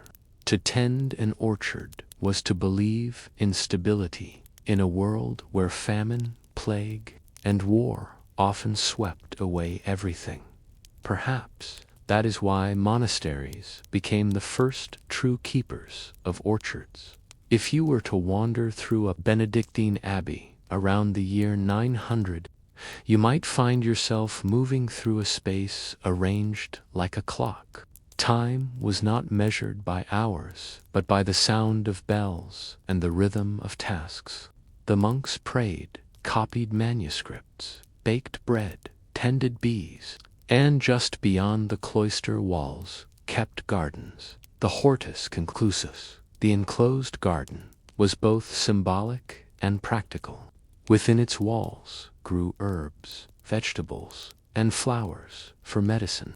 But beyond it stretched another kind of garden and pomarium, the orchard. Here the monks cultivated fruit trees, apples, pears, plums, medlars, and quinces. The soil was divided with patient order, each row assigned to a variety. They grafted trees, sometimes carrying small cuttings from distant abbeys to preserve a favored strain. In an age when books were rare and travel dangerous, this was how knowledge moved by living branch. To graft was an act of quiet science. A thin strip of bark from one tree would be cut and joined to another, bound with linen and left to heal. It was a small miracle of persistence, 2 lives becoming one. The monks recorded their successes in the same careful Latin they used for scripture. Marginal notes survive in some manuscripts, little glimpses of gardeners disguised as theologians. Pyrrhus Dulcus, one monk scribbled beside a psalm, takes well to the south wall and bears early fruit for them, was not merely sustenance, but salvation, a reward of patience and faith. Outside the monastery walls, the story was less ordered, but no less human. In villages, fruit trees stood as landmarks. They marked boundaries between fields, shaded wells, and watched over doorways. A family's apple tree might outlive its owners, its roots entwined with the stones of the house itself. Peasants rarely owned land outright, but they might be granted the right to keep an orchard, known as a fructuarium, from which they could harvest in peace. Laws in the Capitulary of Charlemagne even mention the planting of orchards as part of the king's great project to organize his empire's agriculture. Every royal estate, it was decreed, should have its own orchard of apples, pears, peaches, and mulberries. But such decrees were idealistic. The truth was slower. A single apple tree might take 7 years to fruit. In that time, storms, goats, or war might undo everything. So medieval orchard keepers learned the art of patience, the kind of patience that outlasted ambition. There are records of small orchard guilds forming in certain towns by the 13th century, particularly in regions like Normandy and the Rhineland, where apples and pears were prized for cider. But most orchards remained humble affairs. A handful of trees near a cottage, a pair espaliered against a wall to catch the weak sun. Medieval manuscripts depict these scenes without grandeur. A man in a plain tunic holding a pruning knife, a woman gathering fallen fruit into a basket. The trees are small, almost human in scale. They look less like farms and more like families. Each season had its duties. In late winter, the keepers pruned the branches with short, curved knives, taking care not to cut too deeply. In spring, they cleared moss from trunks and spread ash around the roots to discourage pests. In summer, they thinned the young fruit to ensure better ripening. And in autumn, if the weather had been kind, they harvested, sorted, dried, and stored. Even the failures were recorded. A cold spring, a blight, or an infestation of caterpillars could ruin an entire year's work. But no one despaired. To keep an orchard was to accept loss as part of the rhythm. It was said among the English Cistercians that a man may die before his orchard matures, but the orchard shall pray for him in fruit. Many of the trees that grew in these quiet corners of Europe were already ancient varieties. The medlar, for instance, a fruit that must be left to rot before it can be eaten, was beloved in monasteries. Its tastes, soft, brown, and faintly spiced, was thought to symbolize humility. The quince, too, held meaning. In old herbal texts, it was said to calm the heart and bring clarity. Even the common apple carried theological weight, associated not only with sin, but also with renewal. Thus, each orchard was part theology, part survival, part memory. It is strange to think that something so still a row of trees could represent such complexity. But to medieval people, trees were time itself made visible. You could see the years in their bark, the weather in their shape, the care of generations in their fruit. And so, among monks, peasants, and lords alike, the orchard became a slow measure of civilization. If a community had the patience to plant trees, it might never harvest. It meant it believed in its own future. And that, perhaps, is the quiet truth behind those medieval orchards. They were not simply agricultural spaces. They were gestures of faith that peace might last long enough for apples to ripen, that a child might someday eat what his father planted, in a world that often changed too fast. The orchard taught endurance. It reminded people that good things, sweet things, grew only with time and care. And so, through war, plague, and reform, the keepers of the orchard returned each spring, knives in hand, to tend what the world might forget. But patience has limits. As the centuries went on, the orchard began to change shape. Nobles took interest, grafting rare varieties for pleasure.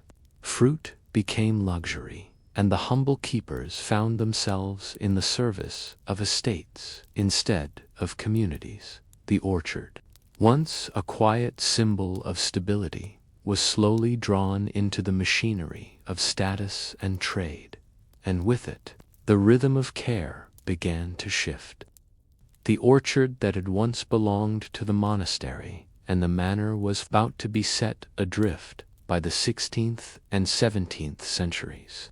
The quiet harmony between grower and patient, seasonal, unhurried, was being slowly replaced by something far louder: commerce, the rise of merchant wealth, overseas trade, and urban appetite turned fruit into a new kind of treasure.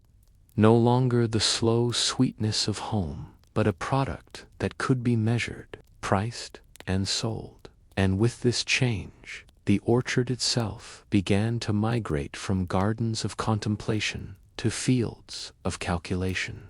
In England, the Tudor and early Stuart periods saw the birth of commercial orcharding.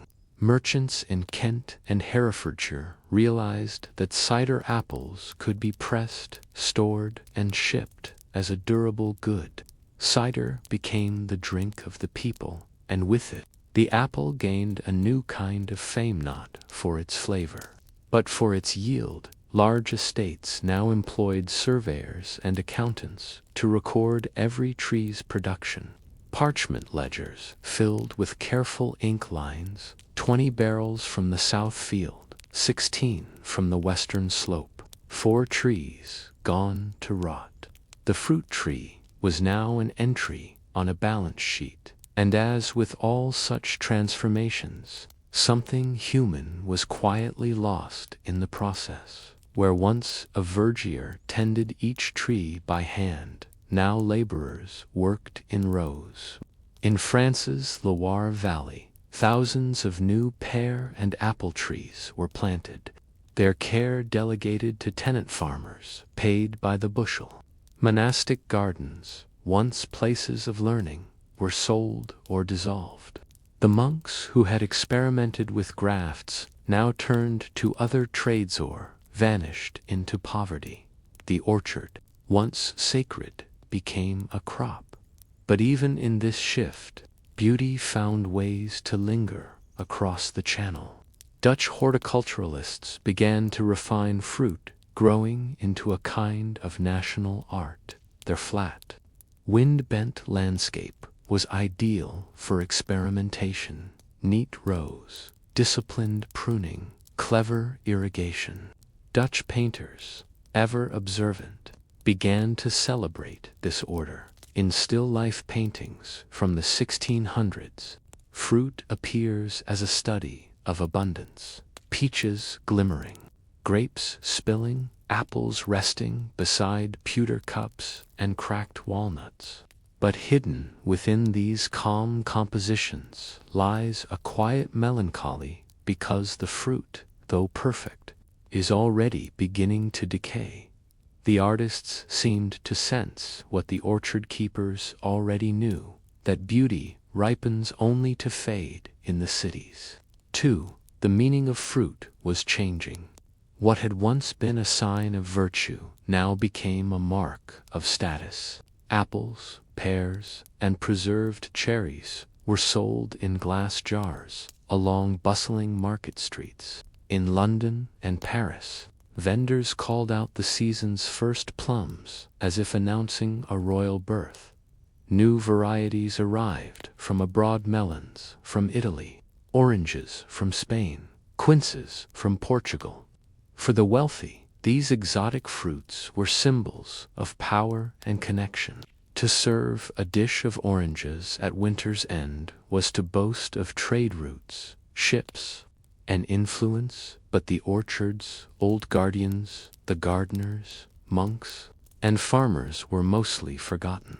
The tree itself had become a traveler, uprooted from its ancient soil and carried by commerce to every corner of Europe and Italy. The Medici and other great families built grand giardini dei frutti, fruit gardens meant to impress foreign visitors. The trees were arranged in geometric precision, often in raised terraces, and carefully pruned so that no branch dared defy the symmetry of its master. Gardeners were instructed to paint trunks with lime to keep pests away, and to train branches along walls to ripen evenly in the sun. These gardens were both beautiful and deeply unnatural. The trees bore fruit, but not freedom. Still, amid the marble and fountains, the keepers persisted, those quiet men who rose before dawn to water the roots, who knew the secret signs of frost before the scholars wrote about them. Their names did not appear in history books, but their work lived on in every grafted branch and patient harvest. By the 17th century, fruit growing was no longer a local mystery. It had become a science. Botanical societies published treatises with titles like Pomona Britannica and La Jardinière Francoise. Illustrators drew perfect fruits, rounder, smoother, glossier than any nature could produce. These drawings were not portraits of real apples, but ideals, the fruit of reason rather than soil. The orchard, once a place of labor and contemplation, had become a vision of perfection to be admired on paper. And yet, there were still those who lived among the trees, silent, invisible, enduring. They worked without diagrams or Latin. They watched the clouds, smelled the wind, and trusted what their hands remembered in their quiet persistence. They carried forward something older than trade, older than science, a way of being in time. As Europe's wealth grew, the orchard's patience waned. New colonial imports, sugar, citrus, spices, changed the taste of sweetness itself. The humble apple or pear, once a centerpiece of delight, now seemed plain beside the glimmering promise of sugarcane. Orchards shrank, fields gave way to wheat, some were abandoned entirely, their walls crumbling, their roots left to fend for themselves. And so, across the 18th century, countless fruit trees faded quietly from the landscape like forgotten verses of an old song. But every so often, travelers would stumble upon them.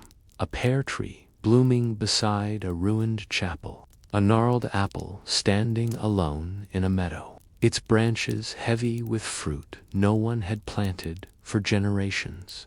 And in those moments, the past seemed to breathe again, for all its transformations monastic, noble, commercial, the orchard never truly lost its soul. It merely changed its form. Wherever human hands reached to graft, prune, or tend, that ancient rhythm continued today. Many of the apples we eat, Cox's, Orange, Pippin, Colville, Blanc, Bon Chrétien, are direct descendants of those medieval trees. Their names survive as faint echoes of their keeper's devotion. The orchard may no longer be walled, but its spirit remains enclosed in memory. The sound of bees among blossoms, the creak of an old ladder, the hush of falling fruit. And so ends the tale of the quiet orchard and its forgotten keepers. It is not a story of kings or conquests, but of patience, care, and quiet endurance. In every fruit we bite today, there lies a trace of those who once listened to the seasons and waited, because the orchard, at its heart, was never about profit or prestige. It was about time itself, and time, like fruit, ripens best in silence. You can imagine the air first, heavy with steam, fragrant with sesame oil, smoke curling like ink from the mouths of iron woks. The kitchens of the Ming imperial palace were not quiet places, though they hid their clamor beneath a layer of etiquette and silk. Behind the still grace of the emperor's banquet, behind those endless tables of porcelain dishes, timing and human effort so constant it seemed almost invisible. Every evening, as lanterns flickered across the forbidden city, thousands of hands moved in rhythm beneath the glow, peeling, chopping, pounding, stirring.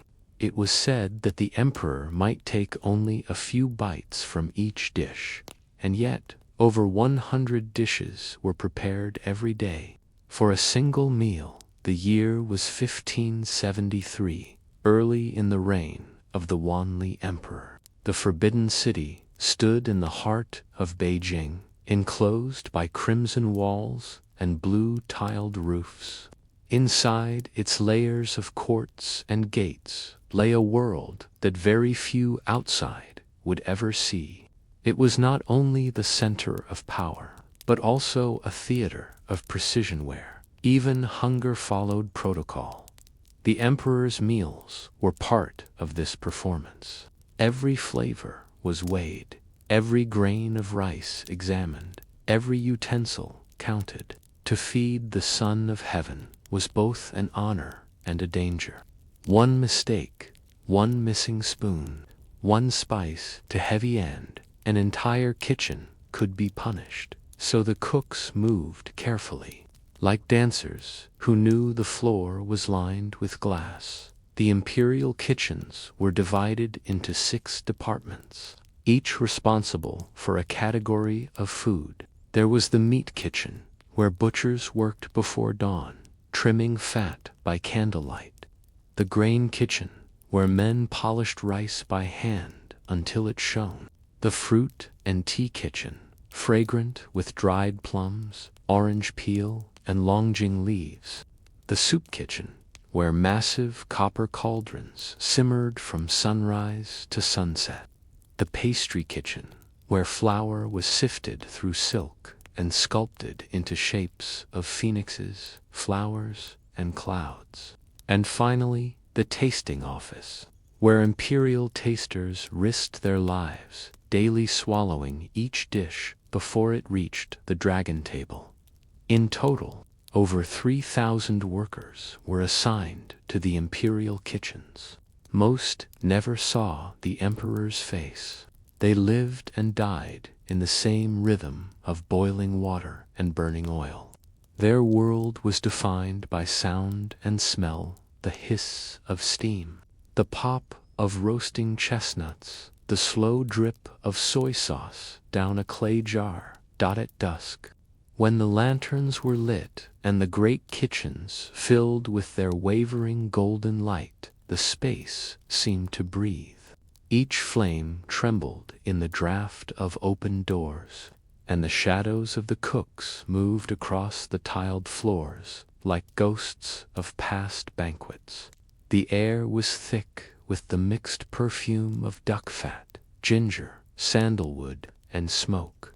You could follow the sound of ladles striking bronze pots, the scrape of knives against bamboo boards, a symphony of preparation that lasted for hours before a single dish was served. And somewhere above all this, the emperor sat, silent and distant, waiting for his hunger to be answered.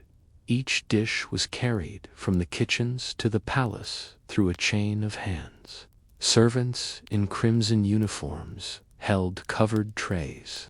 Guards inspected them at every gate. Even the temperature of the dishes mattered. Too cold, and it would be discarded. Too hot, and it would be delayed until the proper warmth could be restored. The journey from kitchen to table was not long in distance, but it was heavy in ritual. A dish might pass through 7 checkpoints, and at each one, a name was recorded. Those records still survive in fragments lists of duck, mutton, lotus seeds, shark fin, bamboo shoots. The handwriting is small, neat, and strangely calm, as if the scribe was unaware of the pressure behind each line. The Ming court had turned even appetite into bureaucracy. One of the most respected figures in these kitchens was the chief culinary supervisor, known in records only as Zhang the Elder. He was a man who had served 3 emperors, a rare longevity in a palace where favor changed with the wind. It was said he could tell the quality of a soy sauce by its scent alone, that he had never once allowed a dish to cool before serving. But Zhang did not cook himself anymore. He watched, corrected, and waited. He moved through the kitchens like a slow wind, his hands clasped behind his back, his robe always slightly stained with oil that no amount of washing could remove. He would pause at a boiling pot and say softly, "Less salt." The emperor's tongue grows tired of the sea. Then he would move on, his words leaving a trail of obedience in his wake. It was not just food that filled the emperor's table, but symbolism. Every dish represented something: a season, a victory, a virtue, a soup of lotus root and lily bulb for purity, mandarin fish with chrysanthemum petals for longevity, a whole roasted pig glazed in honey for unity and strength. Even the arrangement of plates followed cosmic designry, reflecting the balance of yin and yang, the 5 elements, the heavenly directions. In that sense, every meal was a map of the universe. To eat was to affirm the order of heaven. The emperor's appetite was thus a sacred thing, and the kitchens below became a kind of temple with its priests, its rituals, and its silent prayers made of steam. Yet for the cooks themselves, there was little divinity in the labor. Their fingers were burned, their backs stooped, their skins slick with sweat. Some had not seen the sunlight in months. Others slept beside the stoves, dreaming in the rhythm of ladles and cleavers. A few kept tiny charms, bits of jade or folded prayers, to protect them from accidents.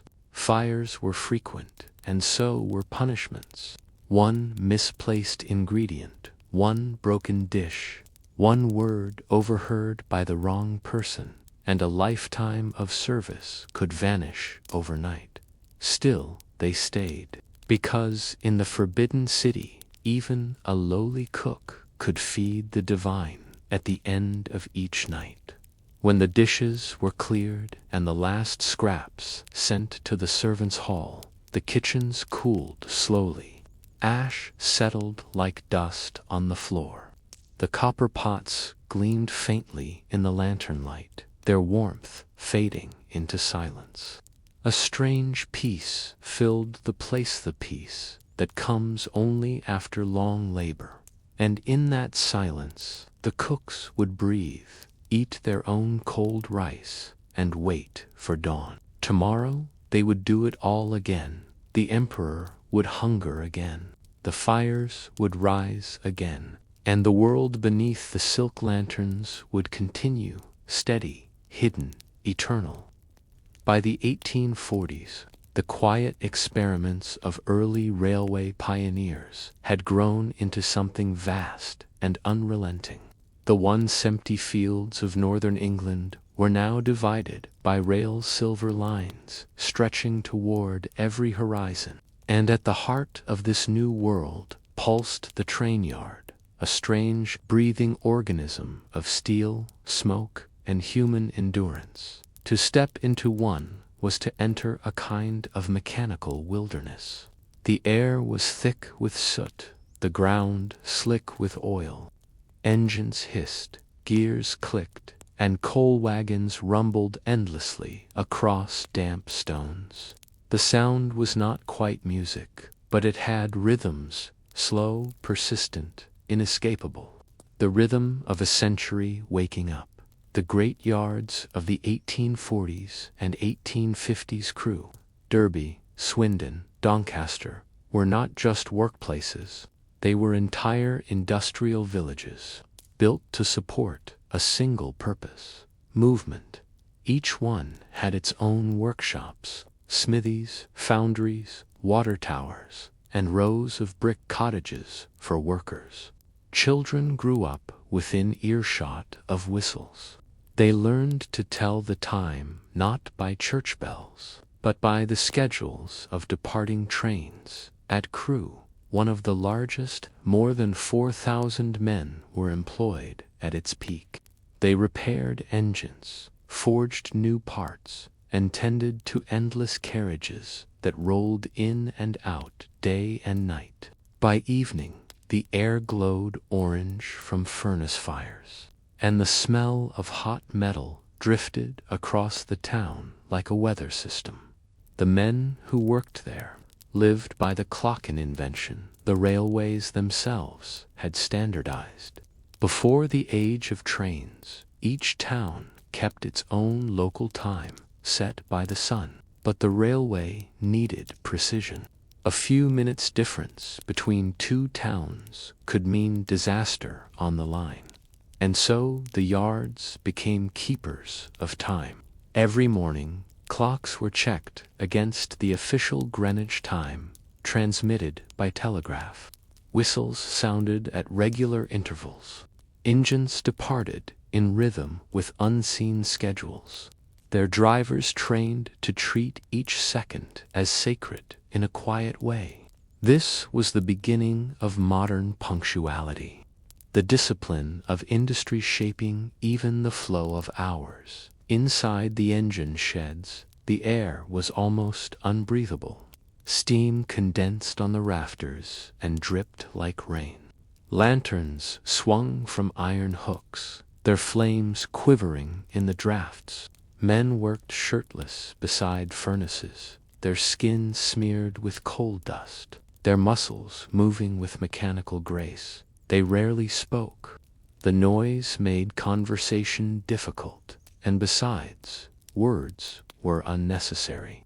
Each motion was learned by repetition: the turn of a wrench, the hammering of a rivet, the brushing of soot from a valve. It was a world of gestures and glances, a silent choreography beneath the roar.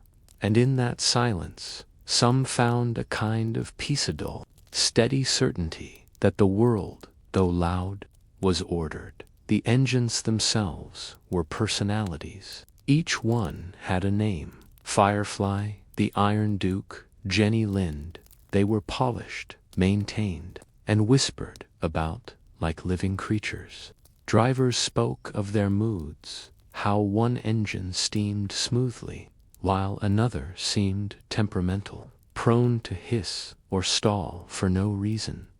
To the men who tended them, these machines were companions. They knew the sound of each boiler's breath, the faint knock that meant a loose rod, the pitch of a whistle that meant a full head of steam. They touched metal as one might touch a friend's shoulder, carefully with respect. When an engine finally wore out, it was not simply dismantled. It was mourned. Old drivers would visit the scrapyards to see their locomotives one last time, standing silent and cold, like extinct beasts.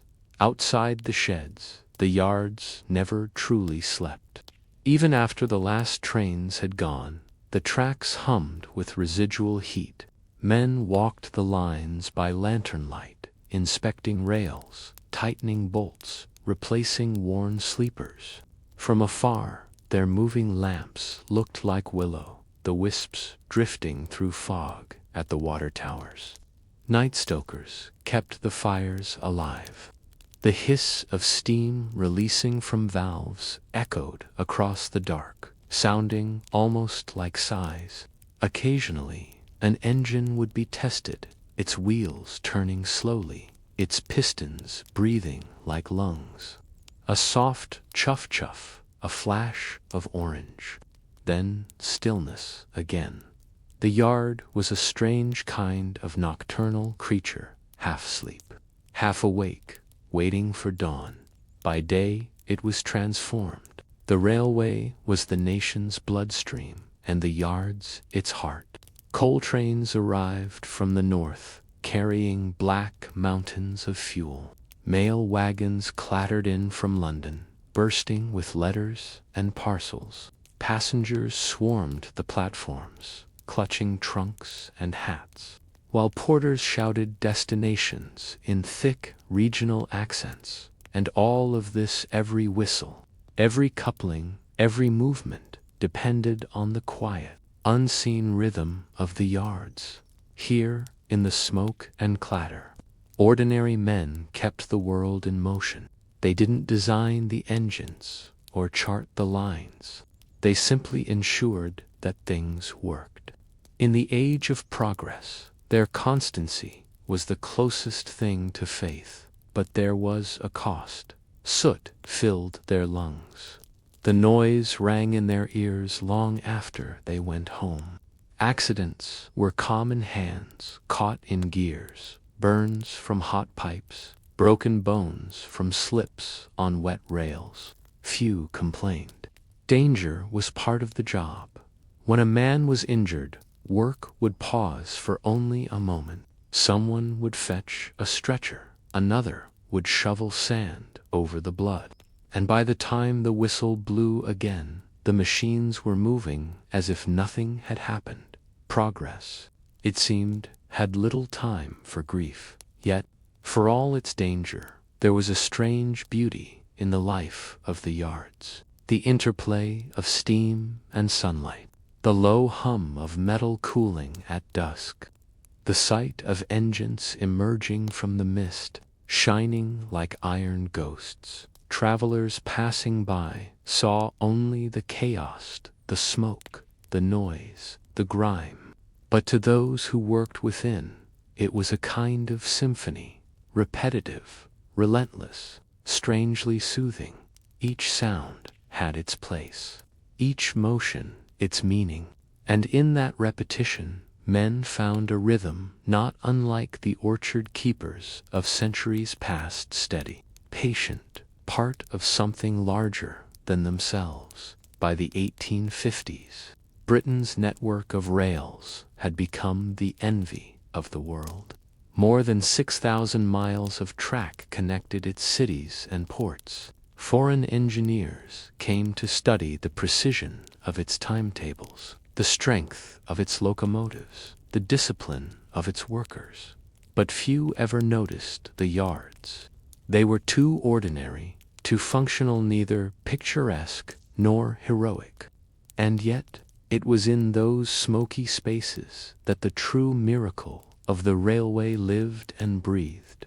Every polished train that left London or Liverpool owed its grace to the long, dirty patience of men in the shadows. By evening, the yards would fall quiet again. A single whistle, the last for the night. Engines resting under the dim orange glow of gas lamps.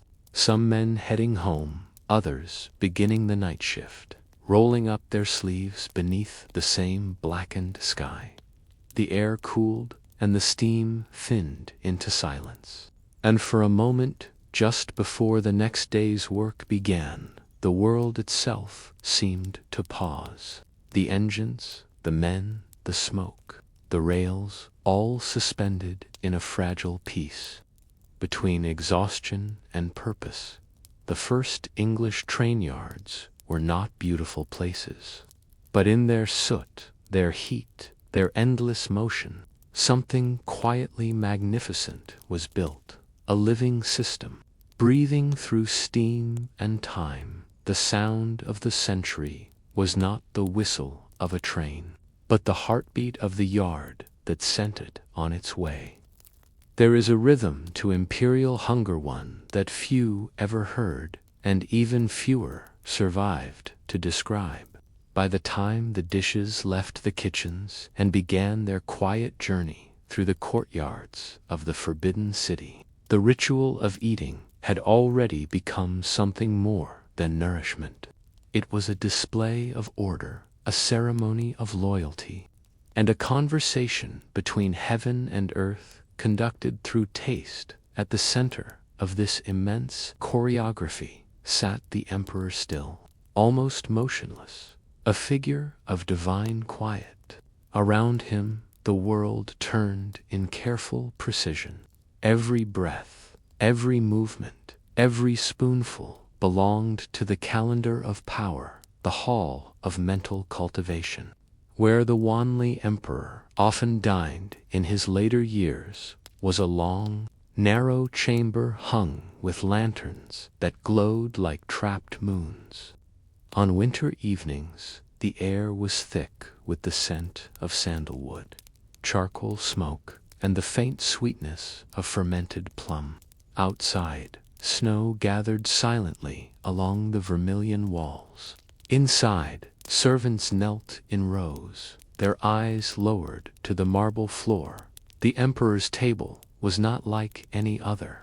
It stood higher, wider, covered in layers of embroidered silk and pale blue porcelain.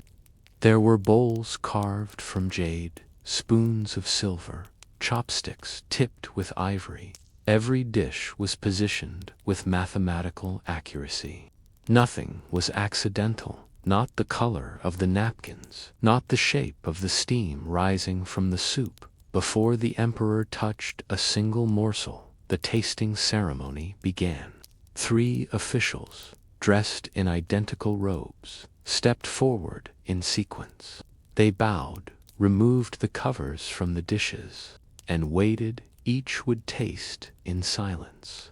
One after another. First the taster of rice, then the taster of soup, then the taster of meat. They did not eat in pleasure, but in duty. They swallowed carefully, feeling for bitterness, numbness, or the faint metallic tang that might mean poison. If one of them hesitated too long, it could send a ripple of fear through the entire hall. Only when all 3 gave the slightest nod would the emperor lift his chopsticks to serve food. To the Son of Heaven was to offer one's life first. Records from the Ming court note that on an ordinary day, 120 dishes were prepared for the emperor's main meal. Only a few were eaten. The rest would be sent to favored eunuchs, palace women, or discarded into clay bins outside the kitchens. There was a word for this ritual, except the abundance of virtue. It was meant to show that the emperor's bounty overflowed, that heaven's favor was too great to contain. In practice, it meant waste beyond imagination.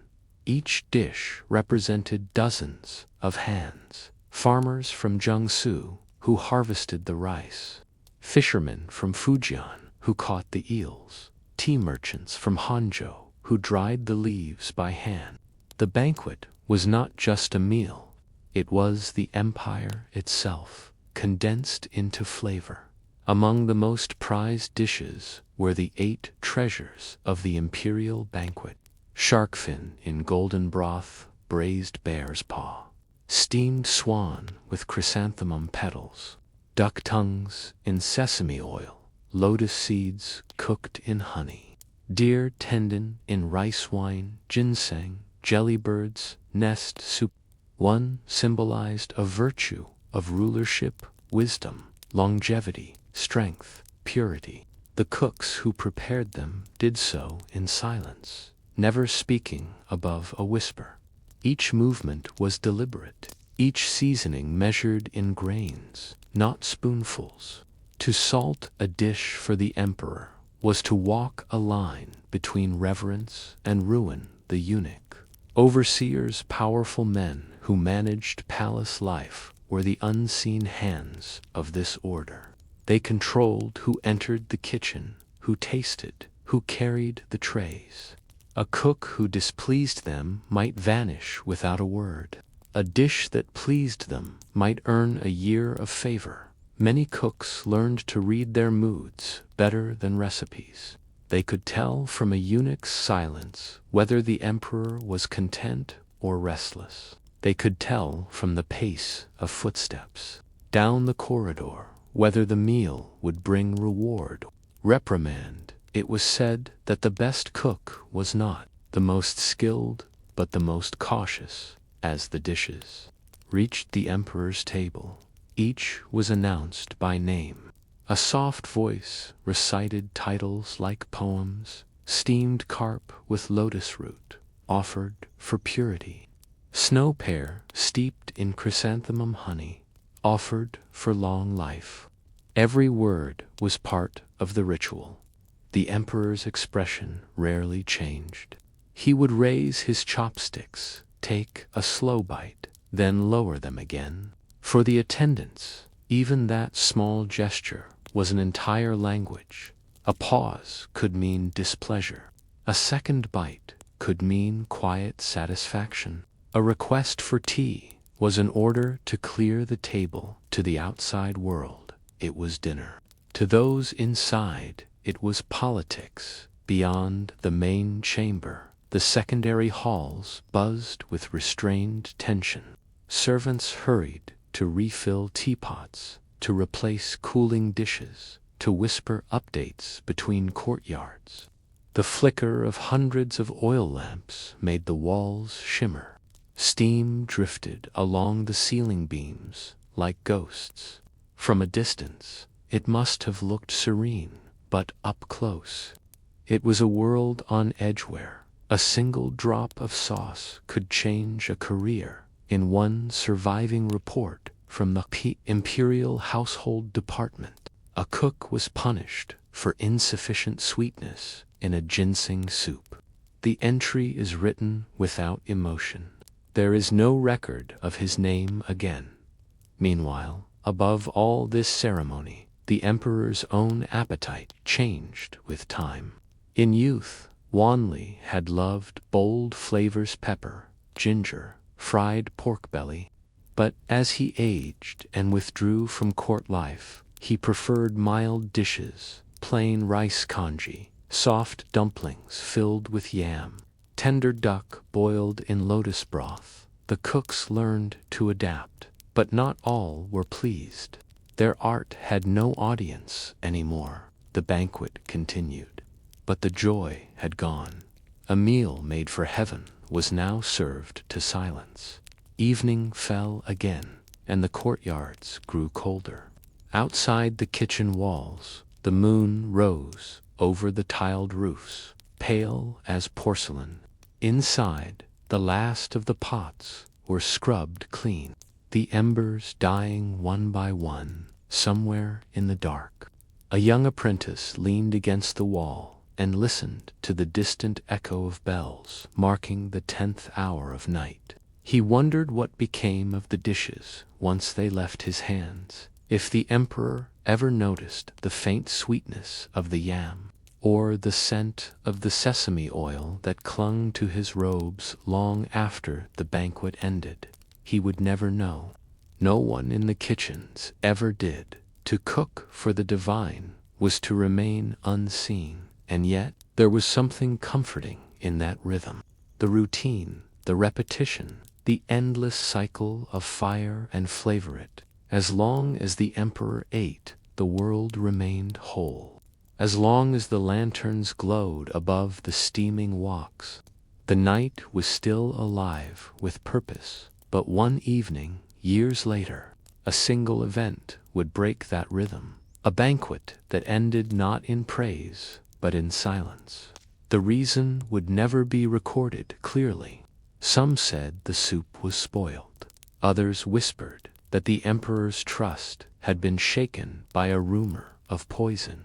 Whatever the truth, the kitchens changed after that night.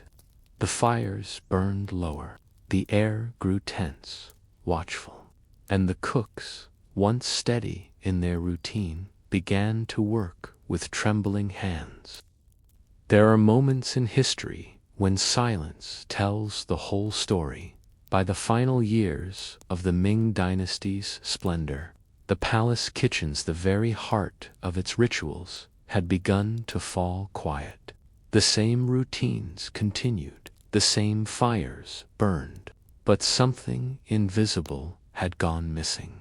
The certainty that all this labor, all this flavor, still meant something. The Wanli emperor had withdrawn from court life almost entirely. He rarely appeared in public. His ministers spoke of him only in past tense. Yet still, the banquets continued. Every evening, hundreds of dishes were prepared, tasted, carried, and placed before an emperor who no longer cared to eat in a palace of endless noise.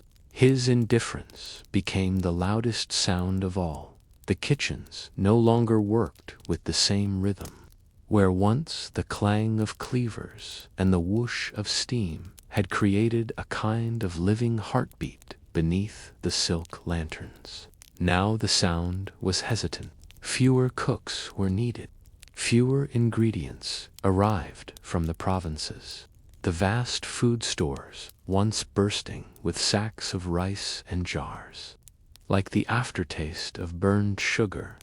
Old Zhang, the chief culinary supervisor, still walked his rounds, though slower now. His hair was white, his steps measured. He no longer gave orders. He simply watched the steam, the fire, the faces of the young cooks who still bowed when he passed. Some nights, he would stop beside a pot of soup and whisper softly, "The emperor does not hunger, but we must cook all the same." It was both command and lament. The record keepers noticed the change. Where the palace archives once listed dozens of dishes with poetic titles, jade lotus, duck, cloudfish steamed in snow water, phoenix soup of 10 virtues, the lists grew plainer: rice, broth, vegetables. The music of Naaman had faded. No one knew why the emperor refused his banquets. Some said he grew weary of ceremony. Others said he mistrusted the food or the people who served it. There were even whispers that he found the flavors of the world, no matter how delicate and bearably bitter. But the kitchens could not stop. They existed to serve. And so they cooked for absence itself. Winter came, sharp and windless. The courtyards froze. The copper pots cracked from the cold. On the night of the final banquet, the lanterns burned dimly, their wicks shortened to save oil. Snow drifted in through the half-shuttered vents, melting on the hot stoves before it reached the floor. That evening, Zhang ordered a smaller menu, lotus root soup, steamed duck with plum sauce, pickled vegetables, and warm wine scented with ginger. It was humble, too humble for a son of heaven. But Zhang said quietly, "Tonight we cook for memory, not for power." The others did not ask what he meant. They were too tired to ask questions anymore. When the meal was ready, the trays were lifted, as always, their covers shining in the lamplight. Servants carried them through the snow-covered courtyards, their breath visible in the air. The sound of their boots was the only thing alive in that vast palace. The dishes reached the emperor's hall. The doors opened, then closed. The kitchens waited for word, whether the dishes pleased him, whether they would need to prepare another round. But no messenger came. The night stretched long, the fires died low, and the cooks drifted into uneasy sleep beside the stoves at dawn. The order finally arrived. The emperor will not dine today. No reason, no explanation. The trays were returned untouched, the soup cold, the duck congealed with fat. Zhang stood beside them for a long while, his face unreadable. Then he bowed to the cold dishes. He dismissed the cooks, extinguished the last fire, and sat down on a wooden stool, the same stool he had used for 40 years. No one saw him move again until morning light fell through the kitchen windows. By then, he was gone. A single ladle rested beside him, polished clean. The kitchens continued for a few more years, though half-heartedly. The empire itself was beginning to unravel. Beyond the palace walls, famine crept across the countryside. Rebellion brewed in distant provinces. The rice shipments arrived late, or not at all. The cooks began to trade spices among themselves, saving what little they had for the next meal that might never come. But still, the fires were lit each dawn. The scent of sesame oil rose faintly into the cold morning air. To keep the kitchen burning was, somehow, to believe that the world still held together. When the Ming dynasty finally fell in 1644, the kitchens were among the last places to be abandoned.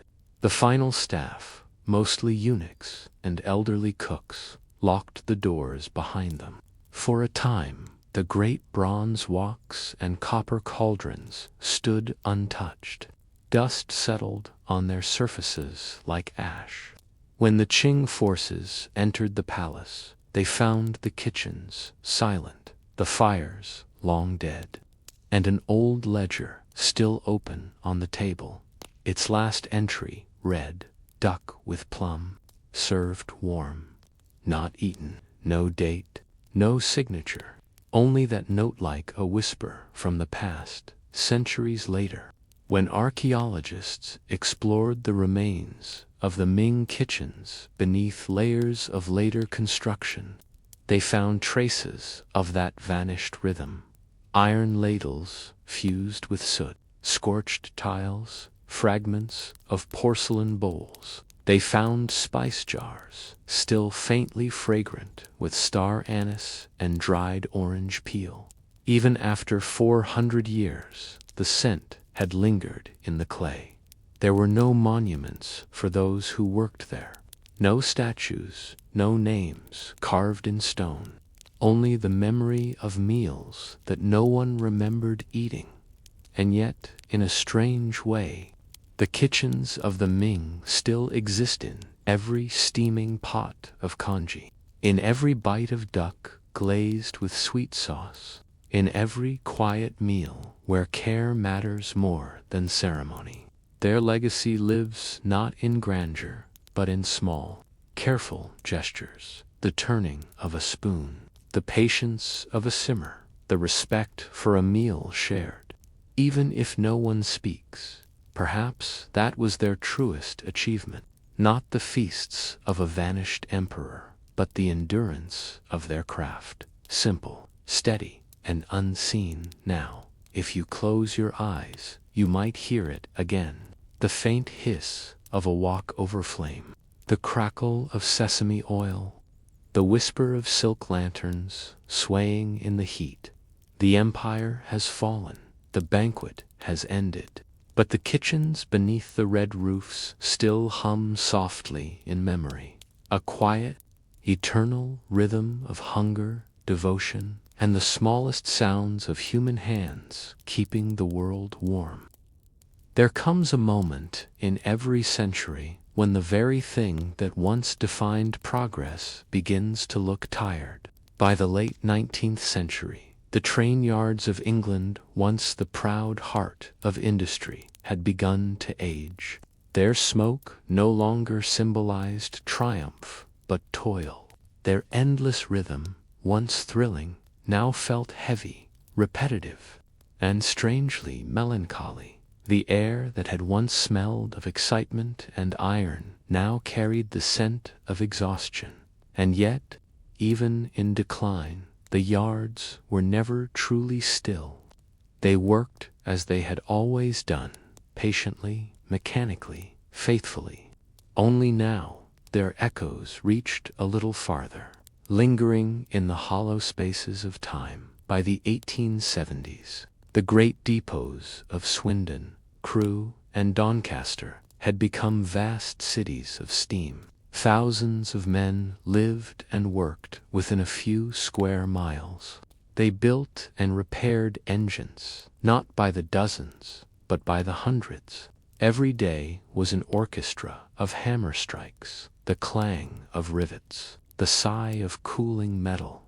But even as the rhythm continued, change was quietly coming. New materials, new methods, new expectations. Electric signals replaced the shouted orders of yardmen. Iron rails gave way to steel. And the railway, once an adventure, became a system. The age of wonder was giving way to the age of maintenance. The workers themselves could feel it. Older men spoke wistfully of the early days of locomotion, no, one of hand-forged parts, of the wild courage it took to build the first lines.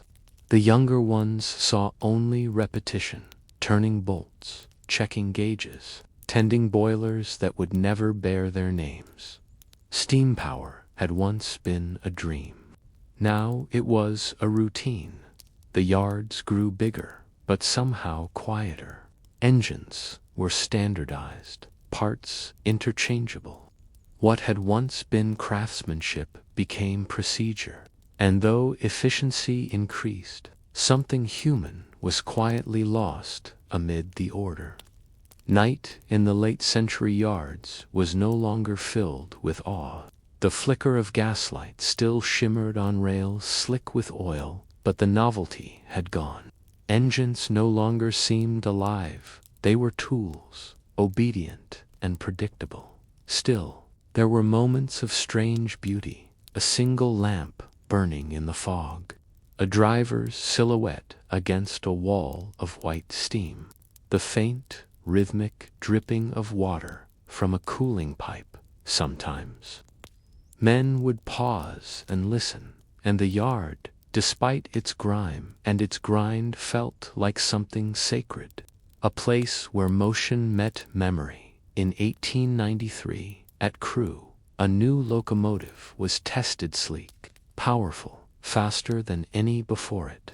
The men cheered, but their voices echoed differently now. They knew what faster meant: more work, more precision, fewer jobs. Automation was creeping in, slowly but surely. Hydraulic lifts replaced human hands. Compressed air tools took the place of hammers. Electric cranes loomed overhead, silent and efficient. And as the machines grew stronger, the men grew weary. The soot they carried in their lungs became part of them. When they coughed, it came out black. But still they worked, because the world still moved, and the world still needed them. For now, By the turn of the 20th century, electricity had begun its quiet conquest. Signals glowed where once flags waved. Lights burned white and steady instead of flickering orange. Engines hummed instead of hissed. The yards, those great smoky lungs of Britain, began to breathe differently. The old foremen, with their pocket watches and coal-stained hands, watched in uneasy silence as the future arrived, one wire at a time. The new world was cleaner, faster, quieter, but it was also less personal. The hiss of steam, the rhythm of hammers, the smell of iron and oil, the familiar music of their lives was slowly fading. When the First World War came, the yards found new purpose. Engines were rebuilt for military use. Trains carried troops, munitions, wounded soldiers. The yards worked day and night, the steam blacker than ever. But after the war, the silence that followed was deeper than before. Many of the men did not return. Their tools hung untouched on workshop walls. Engines sat cold on the sidings, their paint peeling, their brass dulled by rain. The yards no longer hummed with promise, they mourned in metal. In the interwar years, the British railways struggled. Coal was expensive, wages low, morale lower. Engines that had once been polished daily now ran with grime caked thick on their sides. Trains became slower, fewer, forgotten by the new gods of the road cars and buses. The yards that had once defined modern life began to look ancient. They were still necessary, but no longer admired. And yet, every night, beneath sodium lamps and drizzle, someone still climbed into a cab, still shoveled coal, still waited for the faint, rising whistle that meant, go. Even decline has its rituals. When the Second World War began, the yards awoke one last time in full force. Engines hauled tanks and guns across the nation.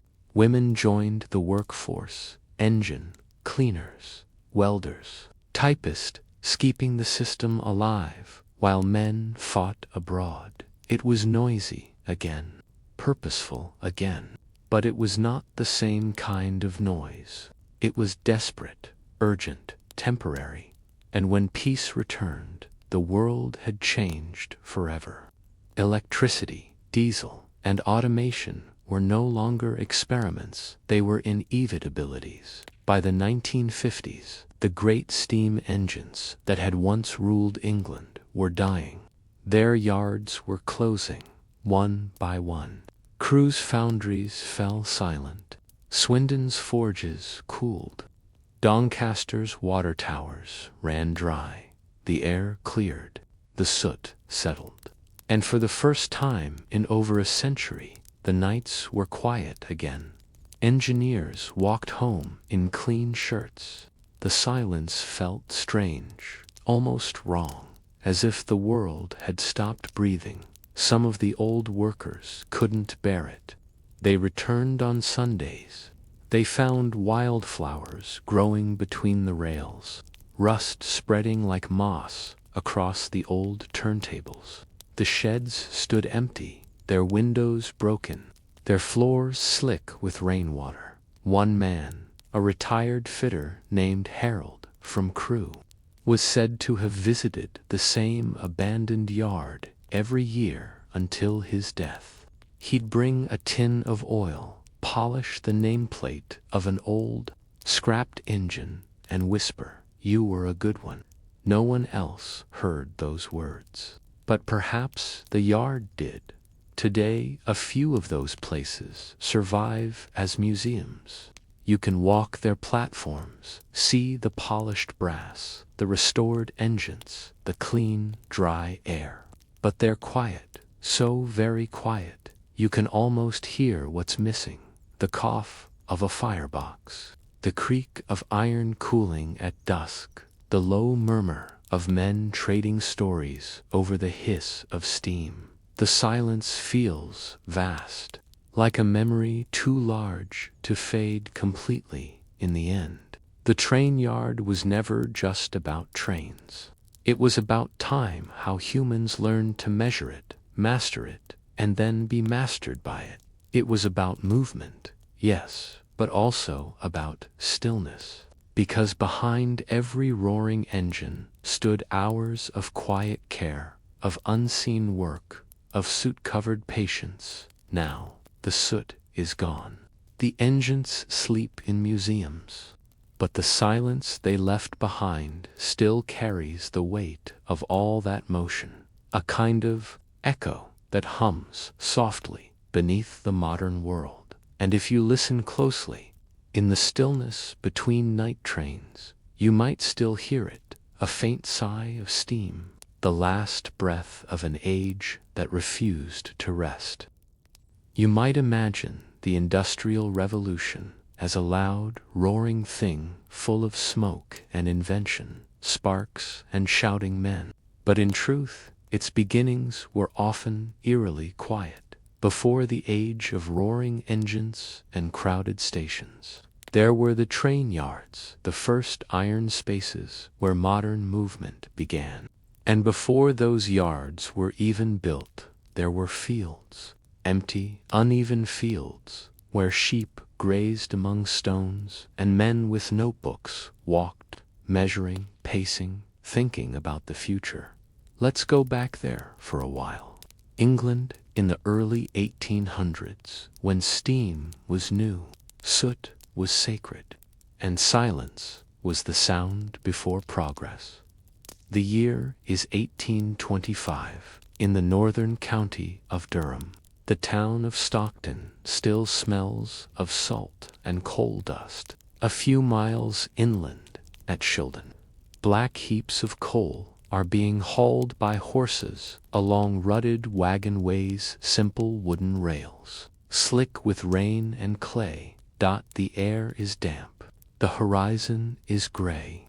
Men in flat caps walk alongside the wagons, boots heavy with mud, calling softly to the horses. They know the roads by heart, the dips and curves where a wheel might slip.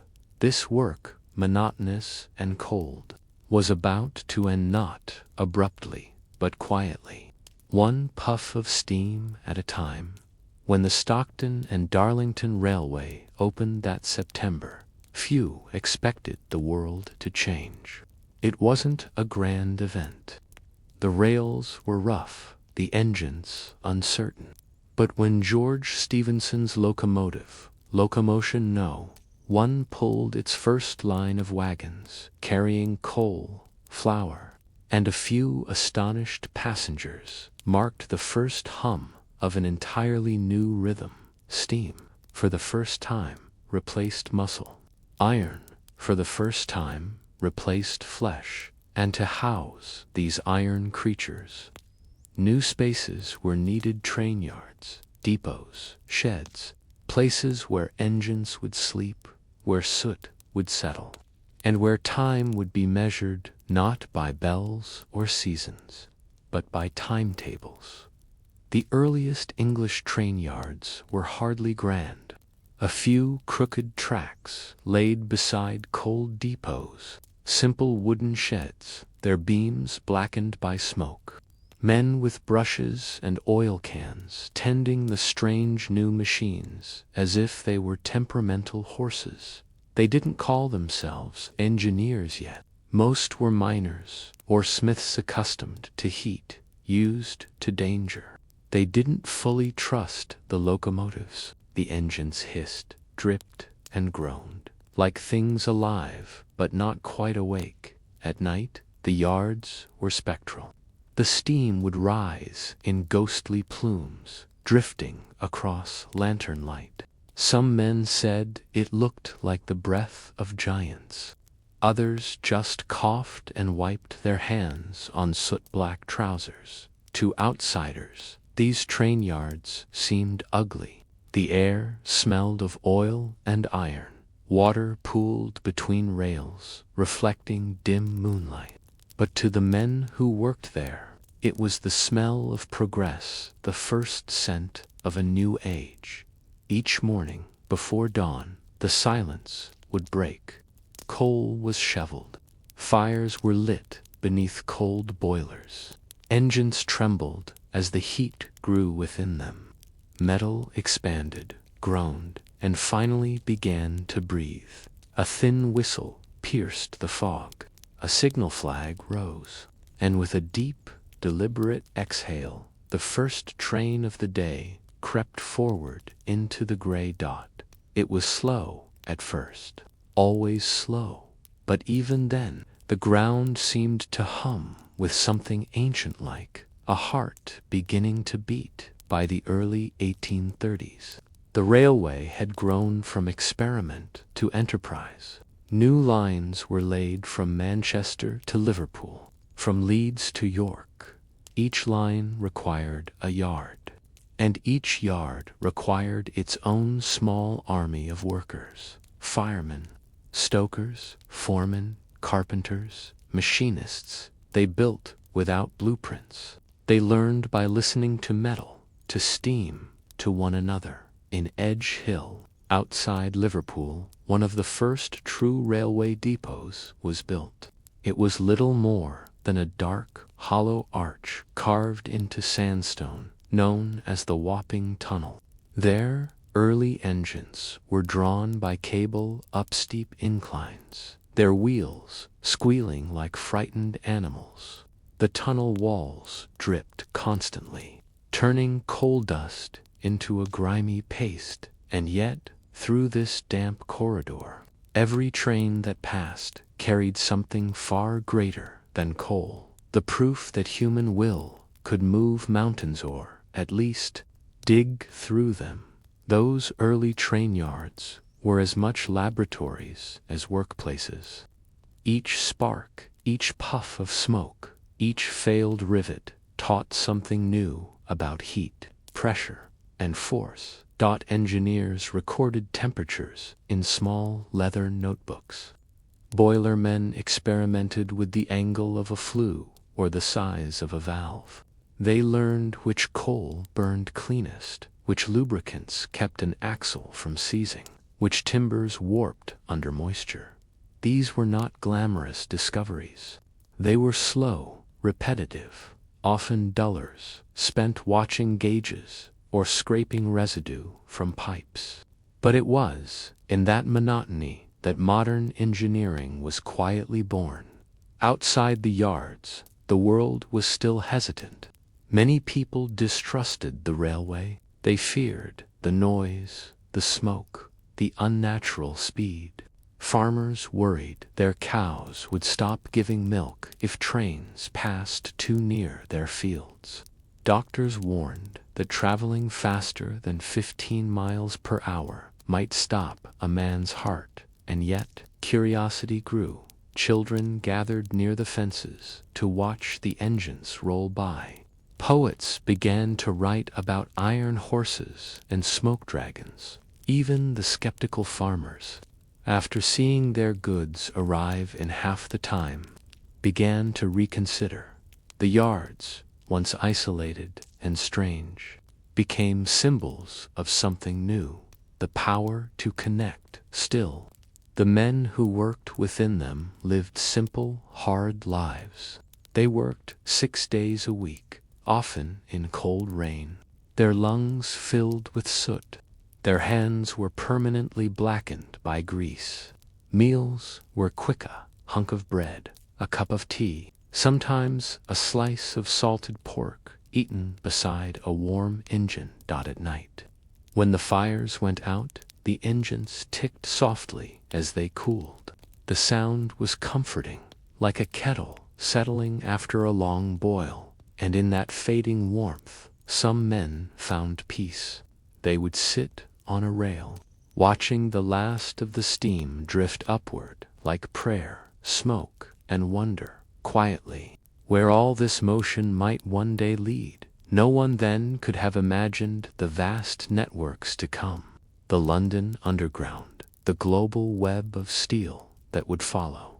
For now, there were only a few tracks, a few yards, a handful of men, and the low, steady heartbeat of an engine. It was not yet an empire. It was a beginning, a quiet, uncertain, soot-stained beginning, one that would change the rhythm of the world forever. Would you like to continue to Section 2 of Steam, Soot and Silence, the first English train yards, where we'll step deeper into the mid-19th century to explore how train yards became living cities of labor, light, and endless motion. By now, the loom has become more than a tool in your imagination. It is a rhythm, a structure, a whisper of human patience stretching across centuries. But the story of weaving does not end in the workshop or dye vat. It stretches outward across trade routes, languages, and the rise and fall of empires. Weaving, in its quiet persistence, became one of the invisible foundations of civilization itself. Every piece of cloth that crossed a border carried more than thread. It carried ideas. Patterns traveled faster than armies, colors faster than kings' decrees, and long before printing presses or telegrams, woven fabric was one of the first forms of coded information the world ever knew. Picture the silk, rode not the romanticized caravans, but the steady labor that kept it alive. The looms in Bactria, Persia, China, and Byzantium hummed endlessly, feeding an appetite for texture and pattern that spanned continents. Silk, light and strong, became a messenger of civilizations. Its weave told traders not only where it came from, but how advanced its maker's knowledge of thread tension, dye chemistry, and trade symbolism was. When Chinese silk reached the Roman Empire, the senators called it woven air. They didn't know how to make it, and they didn't understand the labor behind it. To them, it was a mystery, one worth its weight in gold. But to the weavers of Suzhou or Nanjing, it was simply another day's work. Their shuttles moving in patterns learned from mothers and grandmothers before them. Those same patterns would one day influence Roman tapestry design, Byzantine brocade, and even the geometric motifs of early Islamic weaving. Thread by thread, the world was stitched together. In medieval Europe, cloth was not only a material, it was an economy. Entire cities grew rich on wool. Florence, Bruges, and Norwich all thrived because of the loom's steady song. In England, the cloth towns of Suffolk and Yorkshire revolved around one trade alone. Weavers worked in low-ceilinged cottages, their windows covered in oiled paper to let in muted light. Children wound bobbins. Women carded wool. Men sat at great wooden frames, their legs pushing treadles in rhythm, their faces unreadable, absorbed in the logic of the pattern. The work was slow, repetitive, and unending, but it fed kingdoms. Taxes on wool funded wars and cathedrals alike. A single fine cloth could travel from English sheep to Flemish dyer to Florentine merchant, each step leaving traces of labor unseen but essential. By the 15th century, the cloth routes of Europe had become the veins of its economy. Weaving was not glamorous. It was infrastructure. It was civilization running quietly in the background, steady as breath, constant as time. Weaving also wove into language. To spin a tale, to follow a thread, to be unraveled. We still describe our thoughts with the same metaphors used by ancient weavers. Even our word text comes from the Latin texere to weave. Every story, Every book, every scroll we read is, linguistically, a fabric of words. It is a fitting metaphor, because writing, like weaving, is the act of binding chaos into order, of pulling separate strands into a coherent pattern. And just as a loom holds tension between warp and weft, a good story holds tension between what is told and what is left unsaid. In ancient temples, weaving was often sacred. Priestesses in Greece and Egypt wove garments for the gods, believing that their threads could capture divine favor. In Japan, the Orihime myth spoke of a celestial weaver who made the stars' fabric. And in the Andes, the goddess Mama Aklo taught humans to weave so that they might clothe themselves with dignity. Every culture imagined the act of weaving as something more than human, a reflection of cosmic order, the balance between chaos and creation. To weave was to participate in the making of the world. When industrial looms arrived in the 18th and 19th centuries, this ancient rhythm began to change. In places like Manchester, Lyon, and Calcutta, the hum of hand looms was drowned out by the roar of machines. The Jacquard Lumen, early programmable device using punch cards, replaced human memory with mechanical precision. It was efficient, unstoppable, and indifferent. Yet, unknowingly, it became the ancestor of another loom, the computer. Each punch card was a binary pattern, holes and blanks, just like the warp and weft of a woven design. The same logic that governed the making of brocade would one day govern data. Weaving had built the first quiet bridge between ancient craft and modern computation. Even in our most advanced technology, the logic of the loom endures. But for all its transformations, weaving never lost its human essence. Even today, in workshops from Morocco to Laos, from Peru to Japan, the old rhythm continues. The shuttle, the stretch, the soft exhale of thread drawn tight. Weavers still sit in quiet focus, their bodies remembering patterns older than any book. Each thread still holds a pulse of patience. Each mistake still becomes part of the story. In a world obsessed with speed, the weaver's slowness feels like defiance, a small, steadfast act of care in the face of time's unraveling. If you were to stand in one of those workshops now, you might hear the same sound heard 5,000 years ago, wood on wood, breath on thread. And if you closed your eyes, you might feel the echo of all those hands before Egyptian, Andean, Chinese, English, each adding their small, patient pattern to the great fabric of human memory, because that is what weaving truly is, memory held in tension. The record of lives too quiet for statues or songs, but strong enough to last in the threads they left behind. So, when you next see a piece of fabric, a curtain, a shirt, a shawl, pause for a moment. Think of the dyers whose hands were stained blue. Think of the weavers who counted by touch, not by sight. Think of the patient rhythm that still hums faintly in every fold of cloth. The world we wear is woven with their silence, and that silence, if you listen closely, still hums like a loom, steady, ancient, and endlessly alive.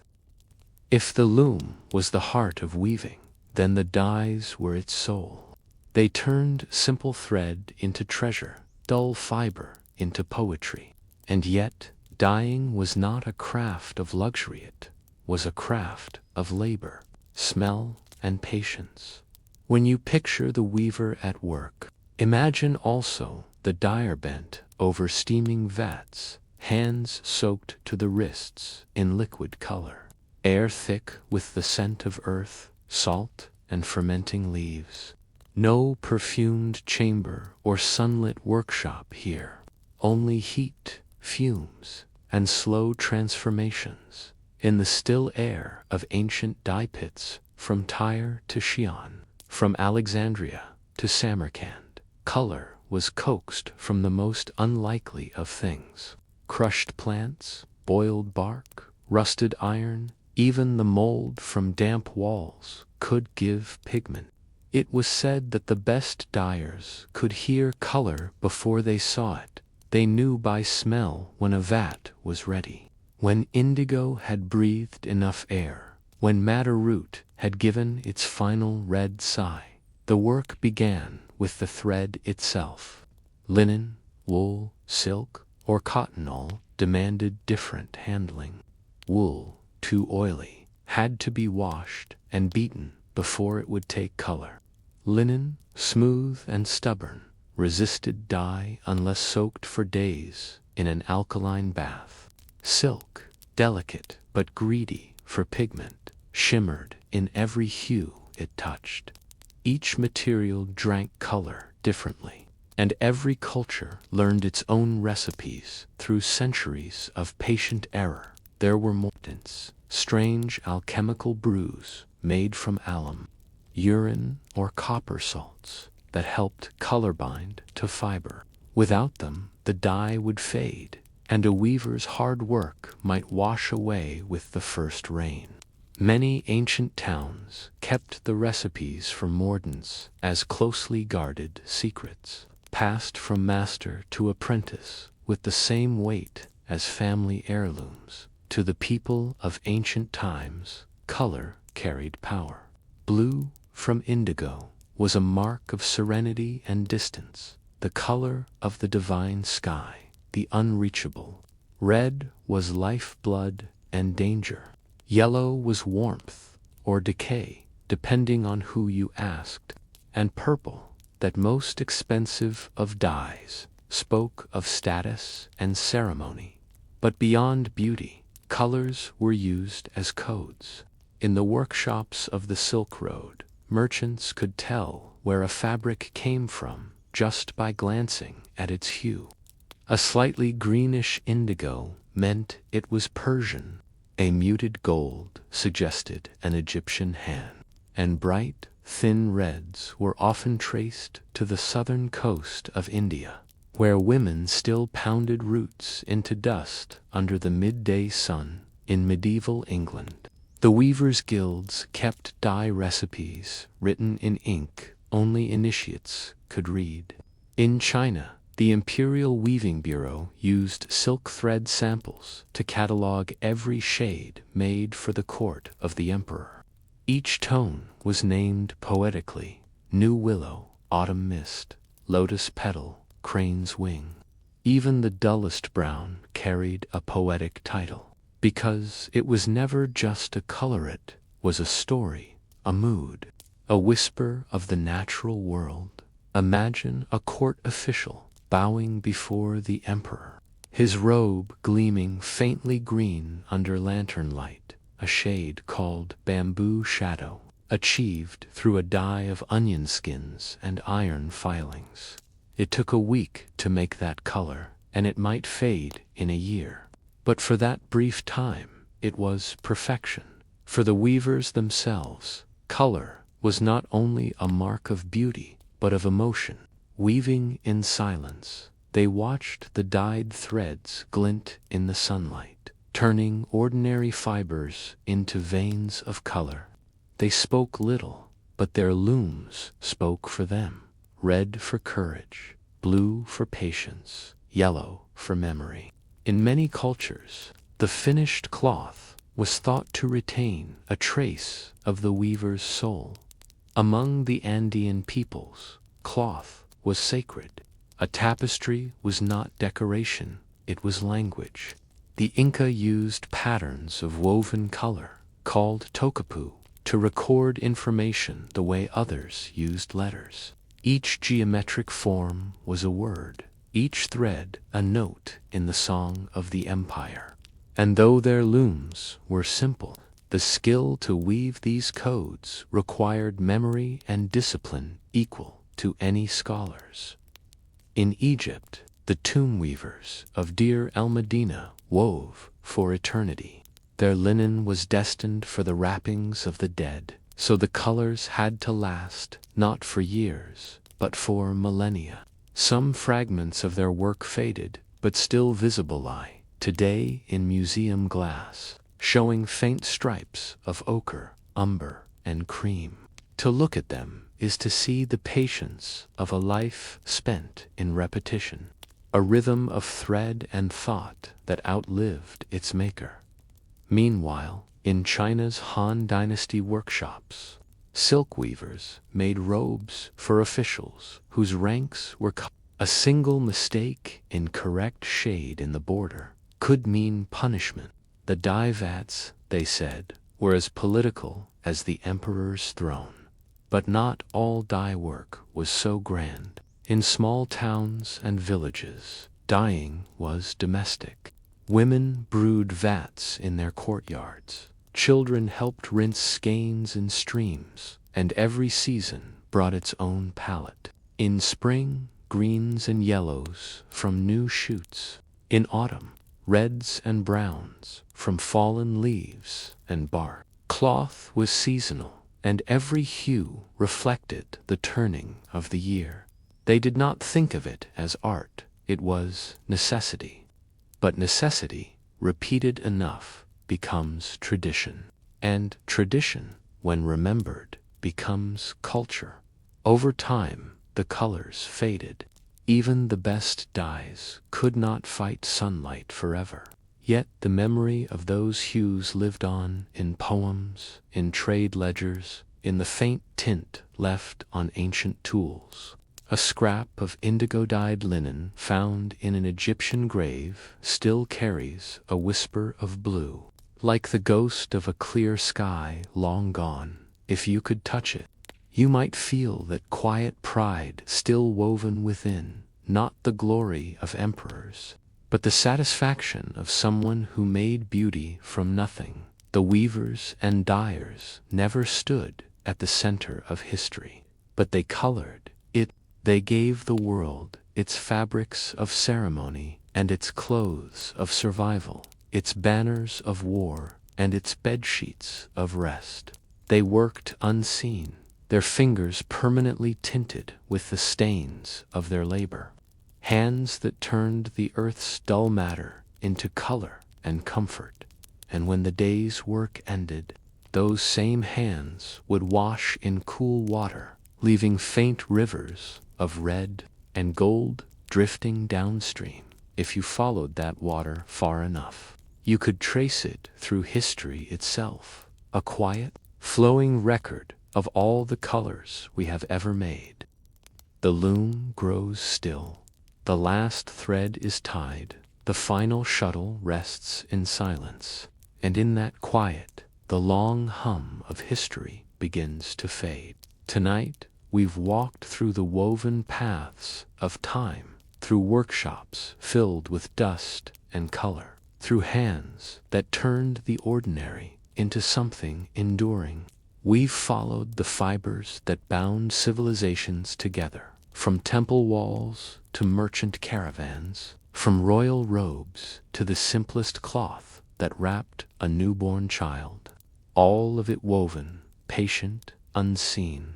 The weavers are gone, but their threads remain, hidden in museum glass, buried in desert tombs, folded quietly in the corners of our own language. Text, texture, textile, words that still carry the heartbeat of their craft. Every story, every thought, every human memory, woven one line at a time. So when you next touch a piece of fabric, a sleeve, a sheet, a curtain in the night breeze, know that you are holding time itself. Thousands of years of quiet hands whispering through the weave. The threads of gold are not only in the cloth, they are in the patience, in the silence, in the human need to make beauty from the smallest of things. Let the rhythm of the loom carry you into rest. The pattern is complete. The day's weaving is done, and the story, for now, can sleep.